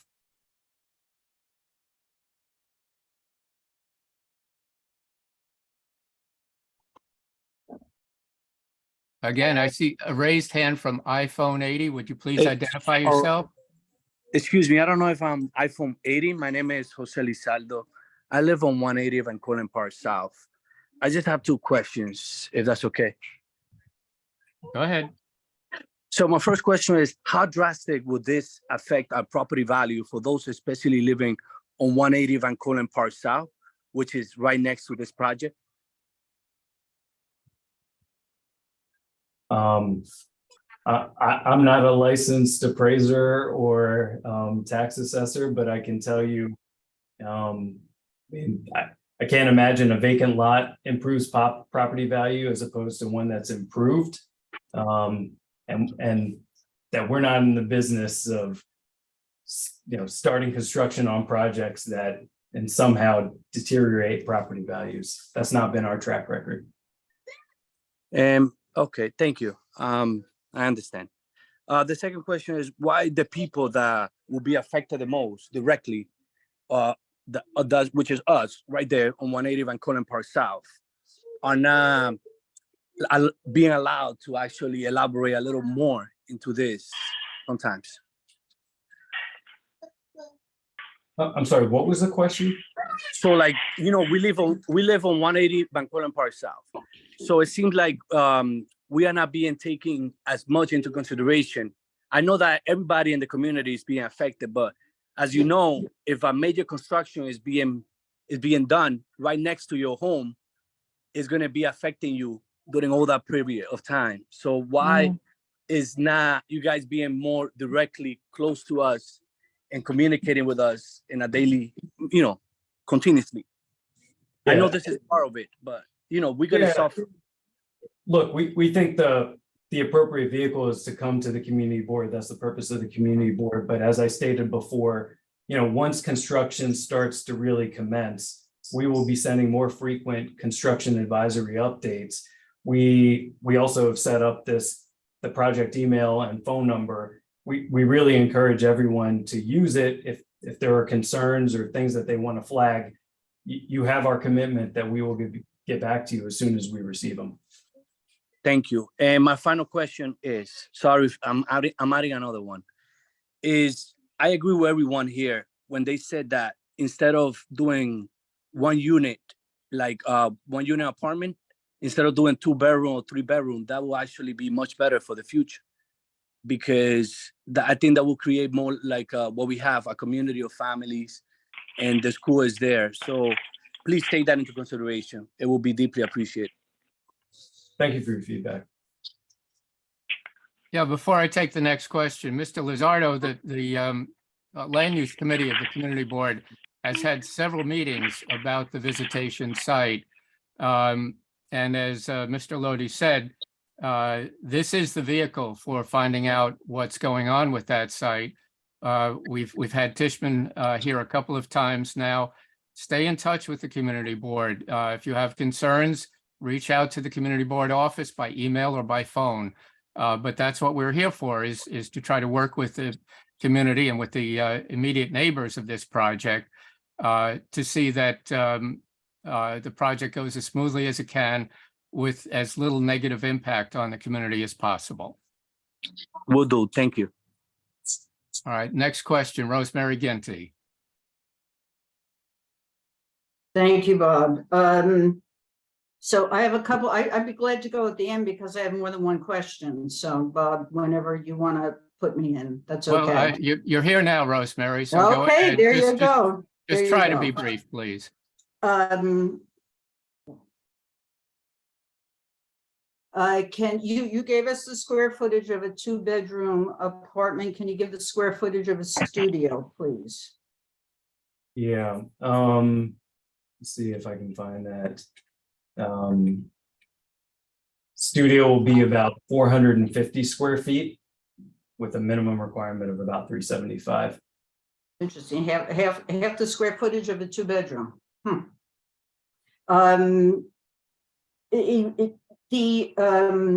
The plan on the ground floor plan, or the whatever, one of the plans that you put up, if you could put that up again. I have a very hard time reading it or understanding it. So just a couple of questions about that. Is there going to be a garage, or is all the parking in that space in the middle? It's surface level. It's all surface, and I'm looking at it right now. What I'm looking at is going to be parking. Is that correct? Correct. Okay. Then I would appreciate your zoning calculations on open space.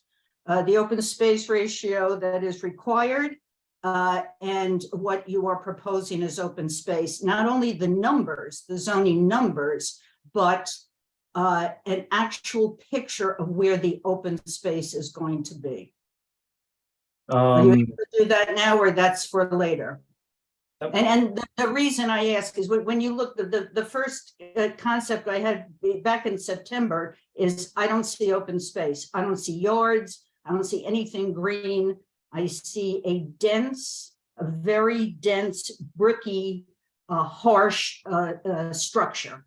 Lot line to lot line, 3 sides. It's very visually, and the perception is oppressive. I don't see softness, I don't see yards, I don't see open space. So that particular zoning aspect, I think, is important. And you understand my question, yes? That not only the numbers on open space, what is required or what's proposed, but actually put your finger around where the open space is going to be. Yeah, so the rooftop open space, I think, that's the 8,000 square feet that you were referring to. That is, no, according to zoning, you're saying that zoning will allow you to put your open space on the roof. Is that what you're saying? I think we can provide you with the zoning calculations, Rosemary. I don't see an issue with that. I will say that it's gone through zoning approval. So the DOB has looked and reviewed at the calculations, and we can show you that. Well, I think the community would like to see it too, but that's Sure. much appreciated. So off the top of your head, you don't have them there to give. Yes, that's. I think we can circle back with them to be more precise. Because open space can be a tricky thing, and it can come to some building department interpretations. And it is my sincere hope that we do not hear the following: that your open space is being supplied by the easement area that you have granted already to the school. That should not be part of your open space that you are required to put. And also, surface parking, that entire area should not be considered open space in terms of a benefit to the building, in terms of zoning. So that is actually why I'm asking the question. When I look at this picture, I can't read it. I don't know what it means. You've clarified. I don't know where the easement area is, although there is a map that does exist, and that's going to be surface parking. It just begs the question, where is your open space? Okay. Understood. One last question. When is the next time you're going before HDC? And what would the nature of that be? Is there a final approval? What is the next step before HDC? And I don't mean internally, I mean, where they get together and vote, where there's a public hearing. Yeah, it's at the end of the year. I don't have the exact dates. Okay, thank you. Okay, thank you, Rosemary. Next question, Elizabeth Giardino. Hi, thank you. I apologize if I missed this information already. Could you please show the share of units that will be offered at which level of affordability?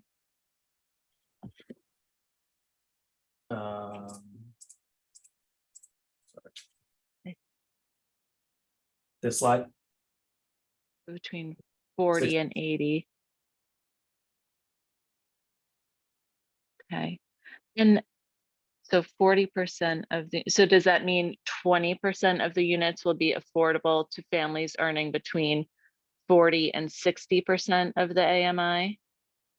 No, so 60% of the units will be between 40 to 80% AMI, and the remaining 40% of the units will be between 80 to 110% AMI. Okay. And what is the 40 to 80 is a large gap. So I'm wondering how many will be offered at the 40% level versus the 60 or 80% level of AMI? Yeah, it's a fair question and a good one. I think at this point, again, we haven't gone through the HPD process and with HDC, so we're not going to be able to share those fine level details with you yet. We'll come back and share them when we do have them finalized. Thank you. I do want to express my support for this project overall. As you said, we are in a housing crisis, and I welcome the development of more affordable housing in our neighborhood. I think we've all heard, there's also, the rate of affordability and the income disparity in our city leads to the AMI being really skewed. So as much as you can, I really urge you to offer more units at deeper levels of affordability. And I hope that our elected officials can help make that happen as well. Thank you. All right, thank you for the question. Dan Paternak.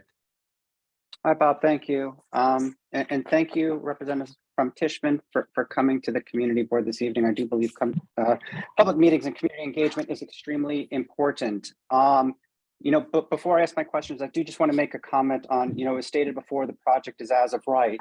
And again, that has different meanings to different people. What I would say is this to the community, which is whenever, and it's my understanding that you're seeking public money through HDC, through taxpayer bonds, and through HPD, whatever that term sheet might be. So there is a public element here. There is a public element of approval through public money, because whether it's our elected officials or our agencies through our elected officials, there is a public approval process here.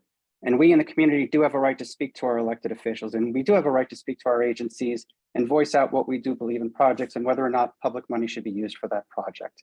So as of right, again, has a different meaning to different people. For me, as of right simply means, you're allowed to do something in terms of zoning, and we still kind of need to check up on that and still make comments to it. With regards to this project, yes, we met back in September. After that, the meeting, I know you guys only had bare bones facts back then. So I guess for me, some of the issues that I see with the project, one, for me, it's not about, number of units per se, it's the affordable component. Obviously, I think most people I've spoken to understand and appreciate the fact that we do need affordable housing. And I thank Tishman for bringing this to the community in the sense of affordable housing apartments. We need them, we do. For me, what I see here and what I hope to work with Tishman on is the design. And I think there's certain design elements that you guys have some of the best architects around. I've seen some of your projects. I've seen a new one that you guys are proposing down in Manhattan. It's amazing. So I know you guys have the talent.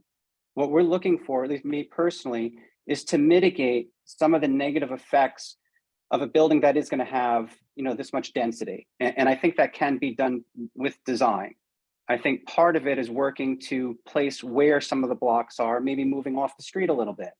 I think in terms of traffic, I think there is certainly an opportunity, especially with this much space on the site, to create some sort of a driveway to take your cars. And with 340 apartments, you're going to have food deliveries. You're going to have folks dropping stuff off up front. You're going to have those people running up to their apartment for 5 minutes and heading out. You're going to have taxis waiting. There is an opportunity for a car driveway area here. I again ask that your designers take a look at that. Sanitation, garbage, what I'm not seeing, and again, I know you guys, you don't have detailed plans tonight. I don't see where the garbage is. I don't see where the garbage is going to be. And for 340 apartments, there's going to be a lot of garbage coming out of this building, which needs to be picked up. So to that extent, what I would like to know is where that's going to be. And again, can that garbage for the siting of it, until pickup day, I'm wondering where on the site it's going to be left and where on the street it will be. That is a concern. And then again, we come back to design and design, again, you guys are really, you gravitate towards the street. And I think a lot of folks are saying that, you've got this internal lot, which is going to be filled up with cars. So you've got a lot of impermeable space here, which is going to affect the storm systems here. You're going to have a lot of water running off, because of these non-permeable surfaces. And I'm not seeing design features incorporating that.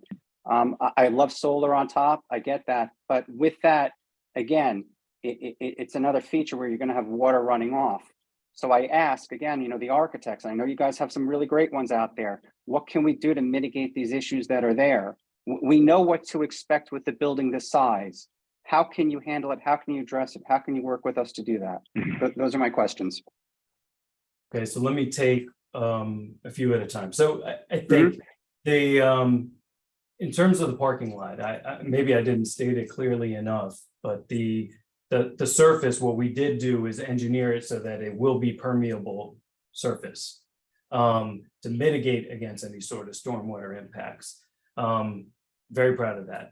And in terms of zoning, as I mentioned before, this is designed to quality housing standards. It's part of the zoning code. And what they do as part of the design is push the building up to the street wall, cap out at a maximum height, so that you don't have large towers, because we recognize, a tall, skinny tower on the southern entrance of Van Cortlandt Park South is not something that we're looking to do or something that would be welcomed by the community.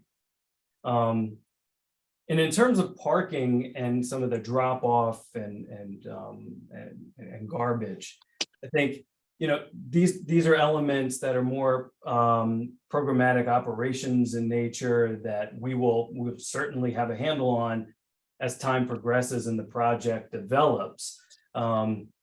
I will share that one of the ideas that we're playing around with after speaking with you, Dan, is we did move the residential entrance and the vehicle entrance onto West 239th Street to move away or to mitigate some of that traffic impact that might exist. And in terms of drop off, one creative idea, again, this gets into the programmatic or the operations of the building, would be to use this vehicle entrance here to kind of serve as a carport to drop off residents, and they can turn, and the cars can turn back around.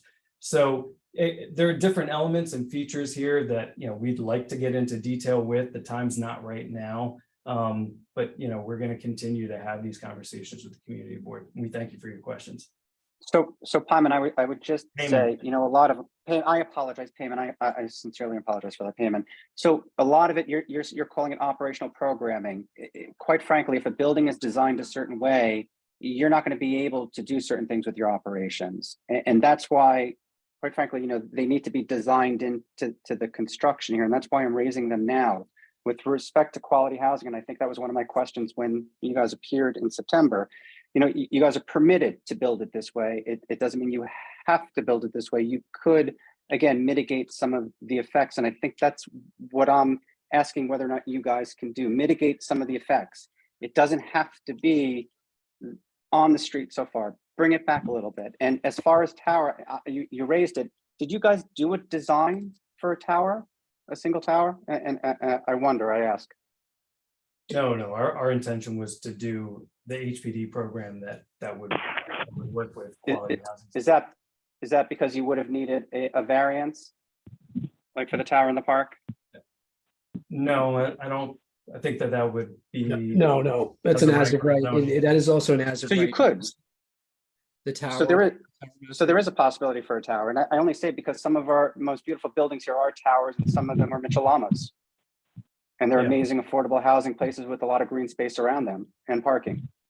No, I think with the requirements that I was referring to relate more to HPD standards. So, which, you know, like to tie in with quality housing standards and that design.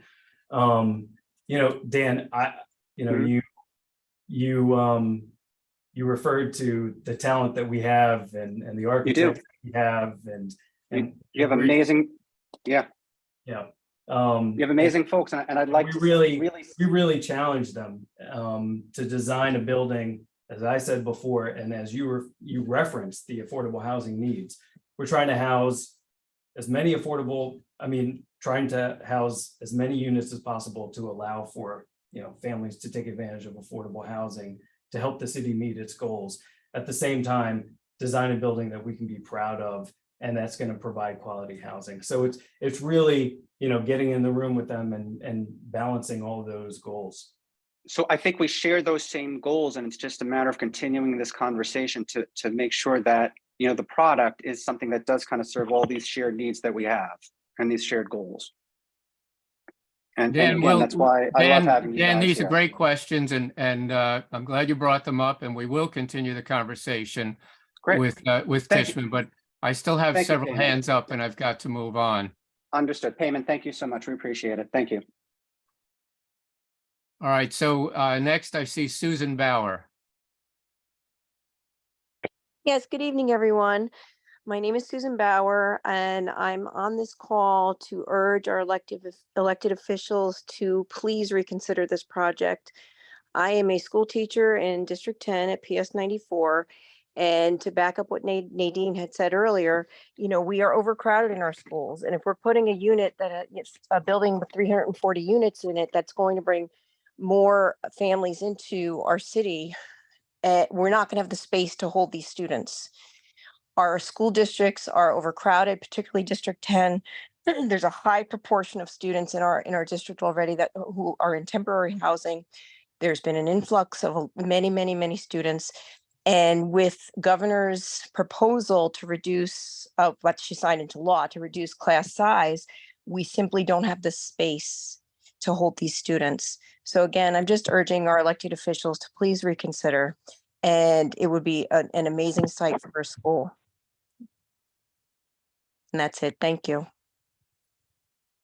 All right, thank you for the question. We'll move on to Rafael Familia. Hi, Raphael here. I guess my concern piggybacks off of Dan's concern with the design. I'm seeing 2 entrances for 340 units of family. That's a lot of people to, you know, come in and out through just those 2 entrances. With the parking, 70 cars coming in and out through that one entrance. What if something happens, a car breaks down, a truck stops in front of that entrance? There's an emergency and the cars have to all come rushing out. 70 cars through that one opening. It just seems like they should work more on maybe an entrance on each one of the blocks for the pedestrians, a second entrance or exit for the vehicles as well. You know, something along those lines. You know, the entrances that we have marked here on this slide are really our primary entrances. And Mike, but by no means is this, you know, the only means to enter or exit the building. You know, this plan has been approved by the fire department as well, or have been reviewed by the fire department and complies accordingly with, you know, any sort of emergency entrances and exits. Mike, do you have anything else to share? Yeah, I mean, a couple things, right? I mean, we security for the residents is important to us. So obviously, so we do try to have entry at certain points where we will have, you know, manned desks. In terms of egress, though, there's a whole bunch of doors that are not shown on this plan. In an emergency, there are many, many ways to get out of the building other than the 2 or 3 entrances shown here. The vehicle entrance, the plan, it's hard to see it on the plan. That is 15 feet wide, so you can have cars going in both directions. It's not a one-way ramp. And that's you know, we did that on purpose to help the flow of traffic. And in terms of mitigating for traffic, you know, we also like to have one vehicle entrance to help control the cars coming off the street. Okay, understood. Just one other thing. I do see that entrance on the northwest, I believe, on that corner that says residential entrance. And I have noticed that on that particular corner, the crosswalks aren't the safest. Is there any, I guess this isn't in your ballpark, but maybe the cities or the communities in terms of making some changes in that crosswalk, because there's really only one way to get through that block, and it's through a highway entrance, which is a little scary sometimes. Raphael, is the concern crossing over to Van Cortlandt Park onto the other side of Van Cortlandt Park South, or is that on the Putnam Avenue side? Crossing over on Van Cortlandt Park South towards the park. Okay. Look, I'll just share that we, you know, as part of our plans, we'll be having conversations with DOT, and you know, thank you for flagging that, and we'll pass that along to them. Thank you. All right, thank you for the questions. Yeah, Payman, as you well know, crossing Van Cortlandt Park South is a hazardous enterprise. This really will be an issue that we will certainly have to follow up with DOT, because getting across Van Cortlandt Park South from that location is a real challenge. All right, I believe I see Assemblyman Dinowitz's hand. You do. Sorry, I can't help myself. Two things. 2 of the people who spoke, both teachers, I think said something like, urged me to reconsider and support a school on that site. I was literally the first person to propose a school on that site several years ago when Visitation announced they were closing. And as I said already tonight, it was my dream that the whole site would be a school. That apparently is not what's happening. There's not enough space on that site for the school. I mean, we're going to get a school, but it should be more space. But in terms of school overcrowding, I don't see this development producing a whole lot of kids, considering it's going to be 340 units of housing. Why? 25% of the housing units, I believe the number is 25%, I don't have the chart in front of me, will be studios. I don't think there'll be a lot of kids living in the studio apartments. 45% will be 1-bedroom apartments. Probably most of them will not have kids in them. So that's 70% of the units will not have children or very few children. So you're talking about the remaining 30%, which is approximately 100 apartments. Presumably those will have children. But Payman, you had mentioned earlier that you wanted to, build a development that, families can live in. Well, if you want families, then let's get families. To me, yes, I know 2 people make a family. One person, I don't know if that's considered a family, but 2 people will be a family. But to me, a family is when you have children involved, and that's what makes our neighborhood great, when you have people moving in with kids who are going to grow up, go to the schools, and so on. And this development is not going to have that because it's so skewed in favor of people who won't be bringing kids there. And that's why I said earlier that you're going to have people moving in and out and in and out because people don't put down roots there. So I know you haven't moved one bit from where you were months ago in terms of the balance of the apartments. And I'm trying not to sound like a broken record, but you still have time. Just because you can build this many units, as somebody said, doesn't mean you have to. Just because HPD encourages you to build small units of housing, it almost sounds like HPD doesn't want children living in our city. And that's really not good. Their formula needs to be fixed. But this is what it is now. So I'm asking you, you're a big multi-billion-dollar organization, do the right thing, be a good neighbor, and change it. Take some of those studios and 1-bedrooms, combine them, and you'll have a 2-bedroom, or in some cases, maybe a 3-bedroom, and you can have families moving into the neighborhood. I'll stop there because I don't want to be too redundant. Thank you for allowing me to say those words. Does Tishman have any response? We thank the Assemblyman for his comments, and we look forward to continuing the dialogue, just like we do with the rest of our elected officials and the community board. As I stated before, the unit mix is really, dictated by the city and the HPD. I will share that, in kind of doing our research here, roughly 68 to 70% of all households in Community Board 8 are single person households, which kind of mirror the studios and the 1-bedrooms. That's according to the census. So, again, we do think that there's some logic here. We are following HPD guidelines, but we'll continue to have this dialogue with the community. All right, next question, Jeffrey Otto. Hi, thank you, everyone. Hi, Payman, nice to see you. I just want to say the renderings of this building look pretty good. And I think if it really does look like that when it's built out, that it can add value to the neighborhood. So I'm supportive in principle of this development going forward, but there's some design things, and I want to ask you some questions about some of the design. I think it's sort of a missed opportunity, Payman, to not have underground parking, or at least first floor parking along the highway side of the building. I think that would be useful for flood control specifically. So I'm wondering, just first question, why didn't you, was it a matter of cost, or why wasn't it considered to have underground parking here that might have increased the amount of parking and also save some of that room to make an actual courtyard where the community residents could enjoy that part of the site? Yeah, thanks for those comments. I think we're addressing the courtyard piece, or the outdoor recreational space, by transforming about 8,000 square feet of our rooftop into active space that the community can use.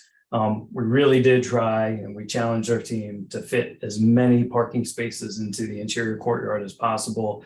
I know that there are some challenges subgrade that we did not want to get into, and Mike, I don't know if there's issues with rock or what have you that you could articulate. Yeah, I mean, it's hard to fully explain the parking from this diagram, but as many of you may be familiar with, the site slopes dramatically from the northeast to the southwest. So we are taking advantage of that change in grade. And when you enter on 239th, you will go down slightly into the courtyard. And the parking is not just in order to get the set, we're trying to maximize the parking here. In order to get the 70 spaces, we also do have parking underneath the building above. It's hard to see in this diagram, but the cars will come in, park in the white area, but also park under the building as you get closer to Van Cortlandt Park South, where you have an elevation difference. In terms of going down further, we're trying to stay out of the water. Water is 8 feet below our lowest elevation. We do not want to contaminate the water there with construction, so we're trying to be respectful of that. So that helped to inform the decision. But there is parking under the building, although you can't see it in this diagram for a good portion of it. Great. That seems to make sense to me. Thank you for answering that question. I just have one more comment and then I'll end with a quick question. I'm really concerned, like others. Well, let me say 2 more comments. One is I agree with the Assemblyman and I disagree with the teacher earlier who spoke that we don't want kids on this site. I think we absolutely do. There's a school on this site. If there's any, it's a block and a half from a subway. If there's any site in the city, it's right across from a giant park, one of the largest in the city. If there's any development site, large scale site in the city where we want families, this is it. We need to have more 2 and 3 bedrooms here and less studios. I just think that it's a missed opportunity. And so to the extent that the community can be working with HPD before they talk to you and finalize the plans to convince you guys to make more 2 and 3 bedrooms and less studios, that just makes good planning sense. So that's just a point I want to make. Another another point I want to say is that the traffic situation going across Van Cortlandt Park is critical. And I know DOT is just in the process of finalizing designs for a street improvement project on the other side of the highway to improve pedestrian access around the area, specifically for the northbound off ramps as they feed into the neighborhood. And so I'm certain they're going to be very interested in this large scale project because right now there's no controlled crossing between Broadway and Bailey. So there has to be something there with kids on this site with 340 new units. The park is an asset and it has to be used that way. And the fact that the Tibbetts Brook is going to be daylighted, this is really going to be important to get the traffic controls across Van Cortlandt right. And if that means a signal right there on Putnam or something like that, I think that's key or crucial to doing. And then finally, I just want to say, I think one of the most important things to the success of this development is ultimately going to be management. And I'm glad to hear that you guys are going to be owning and managing this. I think that's going to be critical, especially if you guys go forward with this unfavorable mix of unit sizes. But a question for you, and I'll take it offline, as they say. Will this site have a 24-hour doorman? And how do you plan to manage this site as good neighbors? Yeah, the building will have building service workers on site. And, again, more into the operations of the building that we haven't finalized yet. But yes, we will have a doorman at the entrance. All right, thank you. Thanks for those questions. Very good questions. I see Councilman Dinowitz is with us. Councilman? Thank you, Bob. First, good evening, everyone. I'm Councilman Eric Dinowitz. It's great to see so many people on this call. And I've been listening to a lot of the comments, and I want to really thank everyone for their really thoughtful comments. I heard comments about green space, about the parking. There was one earlier about a unionized workforce, ensuring that there's a labor agreement for the workers in the building. I also want to address something very specific, Payman, that you said that the unit mix is dictated by HPD. And there was a good question earlier about which term sheet you're using, because I'm looking at some of these term sheets and an HPD doesn't appear to dictate the distribution of units. What it appears in these term sheets is they use phrases like a minimum of 15% 1-bedroom apartments a minimum of 30% two-bedroom or more apartments, and a maximum of 25% studios. And what that means to me is that it is actually your discretion, and you are choosing to really maximize a profit, maximize the number of units that you are putting in the building, by maximizing the number of studios and one bedrooms at the cost of 2 and 3 bedrooms. And I think you've heard it in different ways from different people. And I'm going to be another person who's saying it, is that we do need in our community certainly more affordable housing. And a lot of that housing needs to be for families, especially with a school being built next door, especially with a homeless shelter, a family homeless shelter pretty much across the street. And so going back, and this is, and I know you keep using the phrase conversations. And by the way, I appreciate you coming to the community board and having the conversations with the community board. And I think everyone here in the community appreciates the ability to share with you their concerns, their thoughts, and see where you are on the plans. As it relates to the distribution of units, it has been the same distribution since the beginning of the plan. And so I am appreciative that you are here and value your presence here, but am concerned that the conversations, especially around the distribution of these units, seems to be stuck in the same place it has been since we were first presented this. Yeah, and I would just say that the conversations with HPD really haven't advanced since we last spoke, and that's why we're kind of in this holding pattern. Wanted to share kind of more of the design updates that we had since we last presented, and so that's taken up the bulk of this presentation tonight, Council Member. I think you have on this call, community members, elected officials, community board members who are very interested in making sure that this project meets the needs of our community. And I'll add one other thing, just based on what you said, about traffic. And I would say that previously I was on the community board, and now in the city council, we have very, very engaged, experienced people when it relates to traffic in the community. And I would urge you not just to simply go on what DOT allows you to do, or what DOT says is appropriate in the area, because we have the experience of living in the neighborhood. We have the experience of DOT projects being placed upon us. And I would hope that any further conversation, even if it's outside the building part, if it's with the traffic part, that it not just include the DOT, it actually include the community, and that you take our very wise and experienced community members' input into consideration when dealing with all sorts of traffic issues surrounding your development. Council Member, apologies, maybe you missed it when I was giving the presentation and talked about our collaboration with Dan Paternak and the Transportation Committee. Good. As a result, we've changed the plans or adjusted them to reflect some of that guidance and that feedback, and some of that expertise that you just referenced. Great. I'm glad you recognize that expertise. I did in fact miss the beginning of your presentation, but I'm glad you recognize the wisdom that is within Community Board 8. I appreciate that. Thank you. Thank you, Councilman. I see 2 more hands from people who have not asked questions before. We'll take those 2 questions or questions from those 2 people, and that will conclude the questions for tonight. So next I see Helene Quezada. Hello, I'm a member of the community. And I have a couple of questions that I didn't see in the presentation.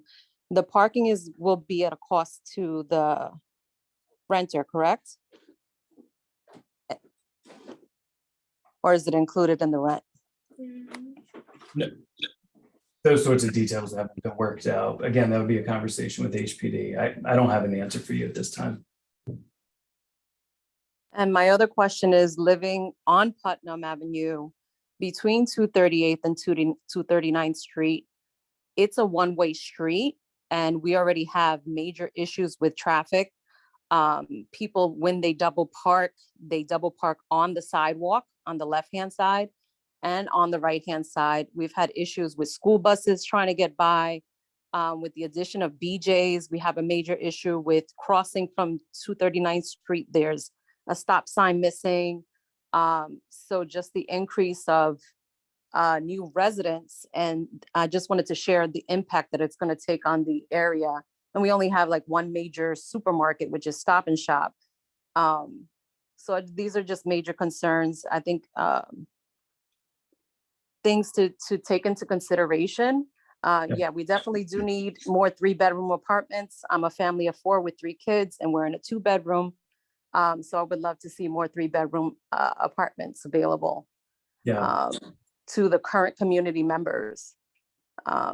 We welcome it, and then my other concern is with the number of units that you're about to have, Van Cortlandt Park as a whole is huge, but the actual playground for the young kids is really small. So I know that that's not something that maybe you have an actual control over, but when you're in talks with, when you're having conversations about traffic, about the parks, these are just things to consider how it impacts the community. Yeah, thank you. And we did hear about the double parking issue and, think that may be attributable to this fact that the site has sat vacant for the past few years. We will be active managers. We'll make sure that, that sort of activity, if it's happening up on our sidewalk, will not happen. And so, we will take a very active role in kind of managing the property to address some of those issues. Thank you for your questions and comments. All right, so last question, Giovanni Puello. Good evening, everyone. Thank you so much. Thank you for your presentation and for giving us the opportunity to share our issues and concerns. But I must say that I have testified before this honorable community board. But I like to say that I feel hopeless, anxious, frustrated about not only the size and scale of this mega development project, but also about the traffic congestion and the noise conditions, and also the safety. And when I'm going to talk about something different from what was said before, and that's safety. You said that in the next 5 or 6 weeks, asbestos removal will be starting to take place at that site. My question is, I understand that as a land use action or land use project being considered by the City Planning Commission, I understand that you are subject to a city planning review or a state environmental quality review. And I'd like you to elaborate on that, the city on the city planning on the quality review. But I also like to add to that, as everybody knows, the Bronx has one of the highest incidence of asthma, cancer, and respiratory illnesses. And we also know that asbestos can be traced back in the 1850s, and it was banned in 1989 in New York, I understand, because it was known to cause lung problems and including cancer, and even cause mesothelioma, an incurable disease. But my question are the following, very specific. One is, what is the contamination procedures you have put in place for asbestos removal? Yeah. And the second one is, which is related to the first one, what are the measures you have implemented or you plan to implement to prevent contamination outside the work area? And finally, what are the safety protocols? So if you can talk about that, I would really appreciate it. This is regarding safety, how this decontamination, what are the protocols procedure that you have in place in order to remove asbestos? Well, thank you. And thank you for your questions and your comments. Just really quickly, this is not a land use matter before the City Planning Commission or the Department of City Planning, but regardless, I mean, we will have a full plan to deal with the abatement of the asbestos. Mike, do you want to detail some of those technical aspects about full containment of the site and yeah, absolutely. I'll just give you an update. As of today, I would say that about 90% of the abatement is done. So most of it is behind us now. When we were doing it we started in January approximately.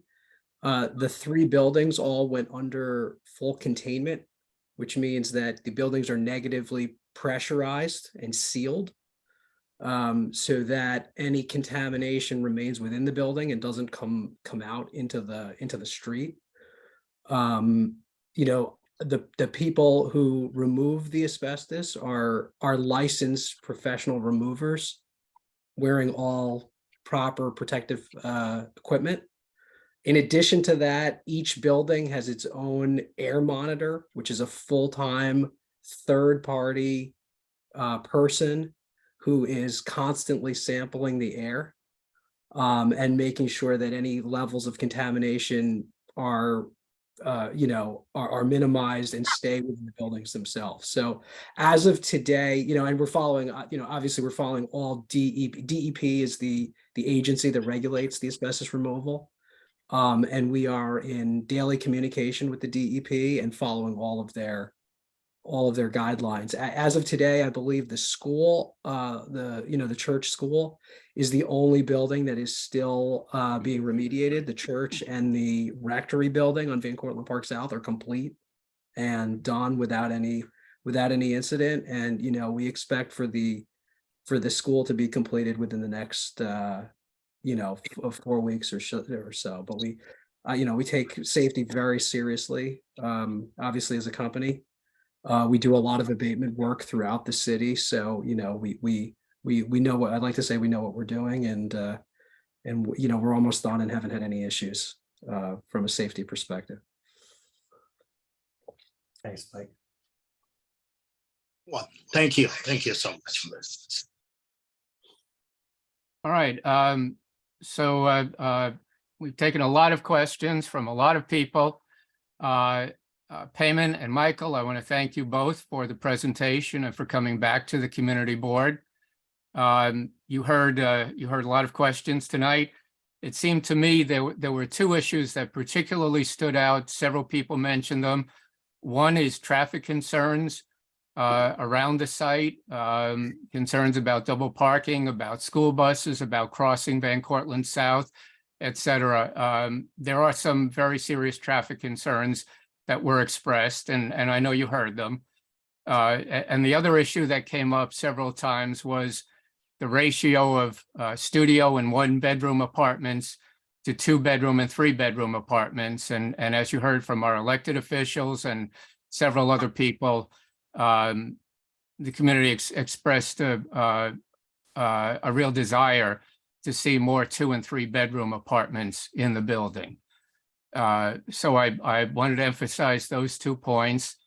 As I said, thank you for coming back to us. I know that this is an ongoing dialogue that we are going to have, and I appreciate the fact that you're open to further communication from the community and the community board. And before we move on to the rest of the agenda, is there anything else you wanted to say? No, Bob, I mean, just, our continued commitment to this community and to the safety of our neighbors is paramount. We hope to return before the end of the year with a more meaningful update. And, please don't hesitate. I know that you have a big vacancy at the community board with the departure of your district manager, but no doubt you guys have an excellent search committee identifying a suitable replacement, and we will be in touch. And of course, you have a wonderful chair. Laura should call me at any time, email. We will make ourselves available. Thank you. Thank you. All right, thank you both, and thanks to everyone for the excellent questions tonight. And Chuck, the meeting is back to you. Thank you. Thank you very much, Bob. I much appreciate it. Is there any new business? Is there any old business? On the motion to adjourn, is there a second? Chuck, can I ask a question? Do we have minutes to approve? Exactly, that's. I don't have any here at the moment. I don't know what the problem is. As you know, both of our staff are not around at the moment. But I believe there were minutes, but I haven't seen them. Oh, that It's a was mess. Marty. Marty, Took the minutes of the last meeting. I beg your pardon. I did it 3 days after the meeting. The minutes do exist and you saw them. all right. Sir, I respected, apologize. I'm sorry, Camilla. I'm sorry. No, sir, respectfully, I was also looking at the same. I mean, I was scrolling through my email.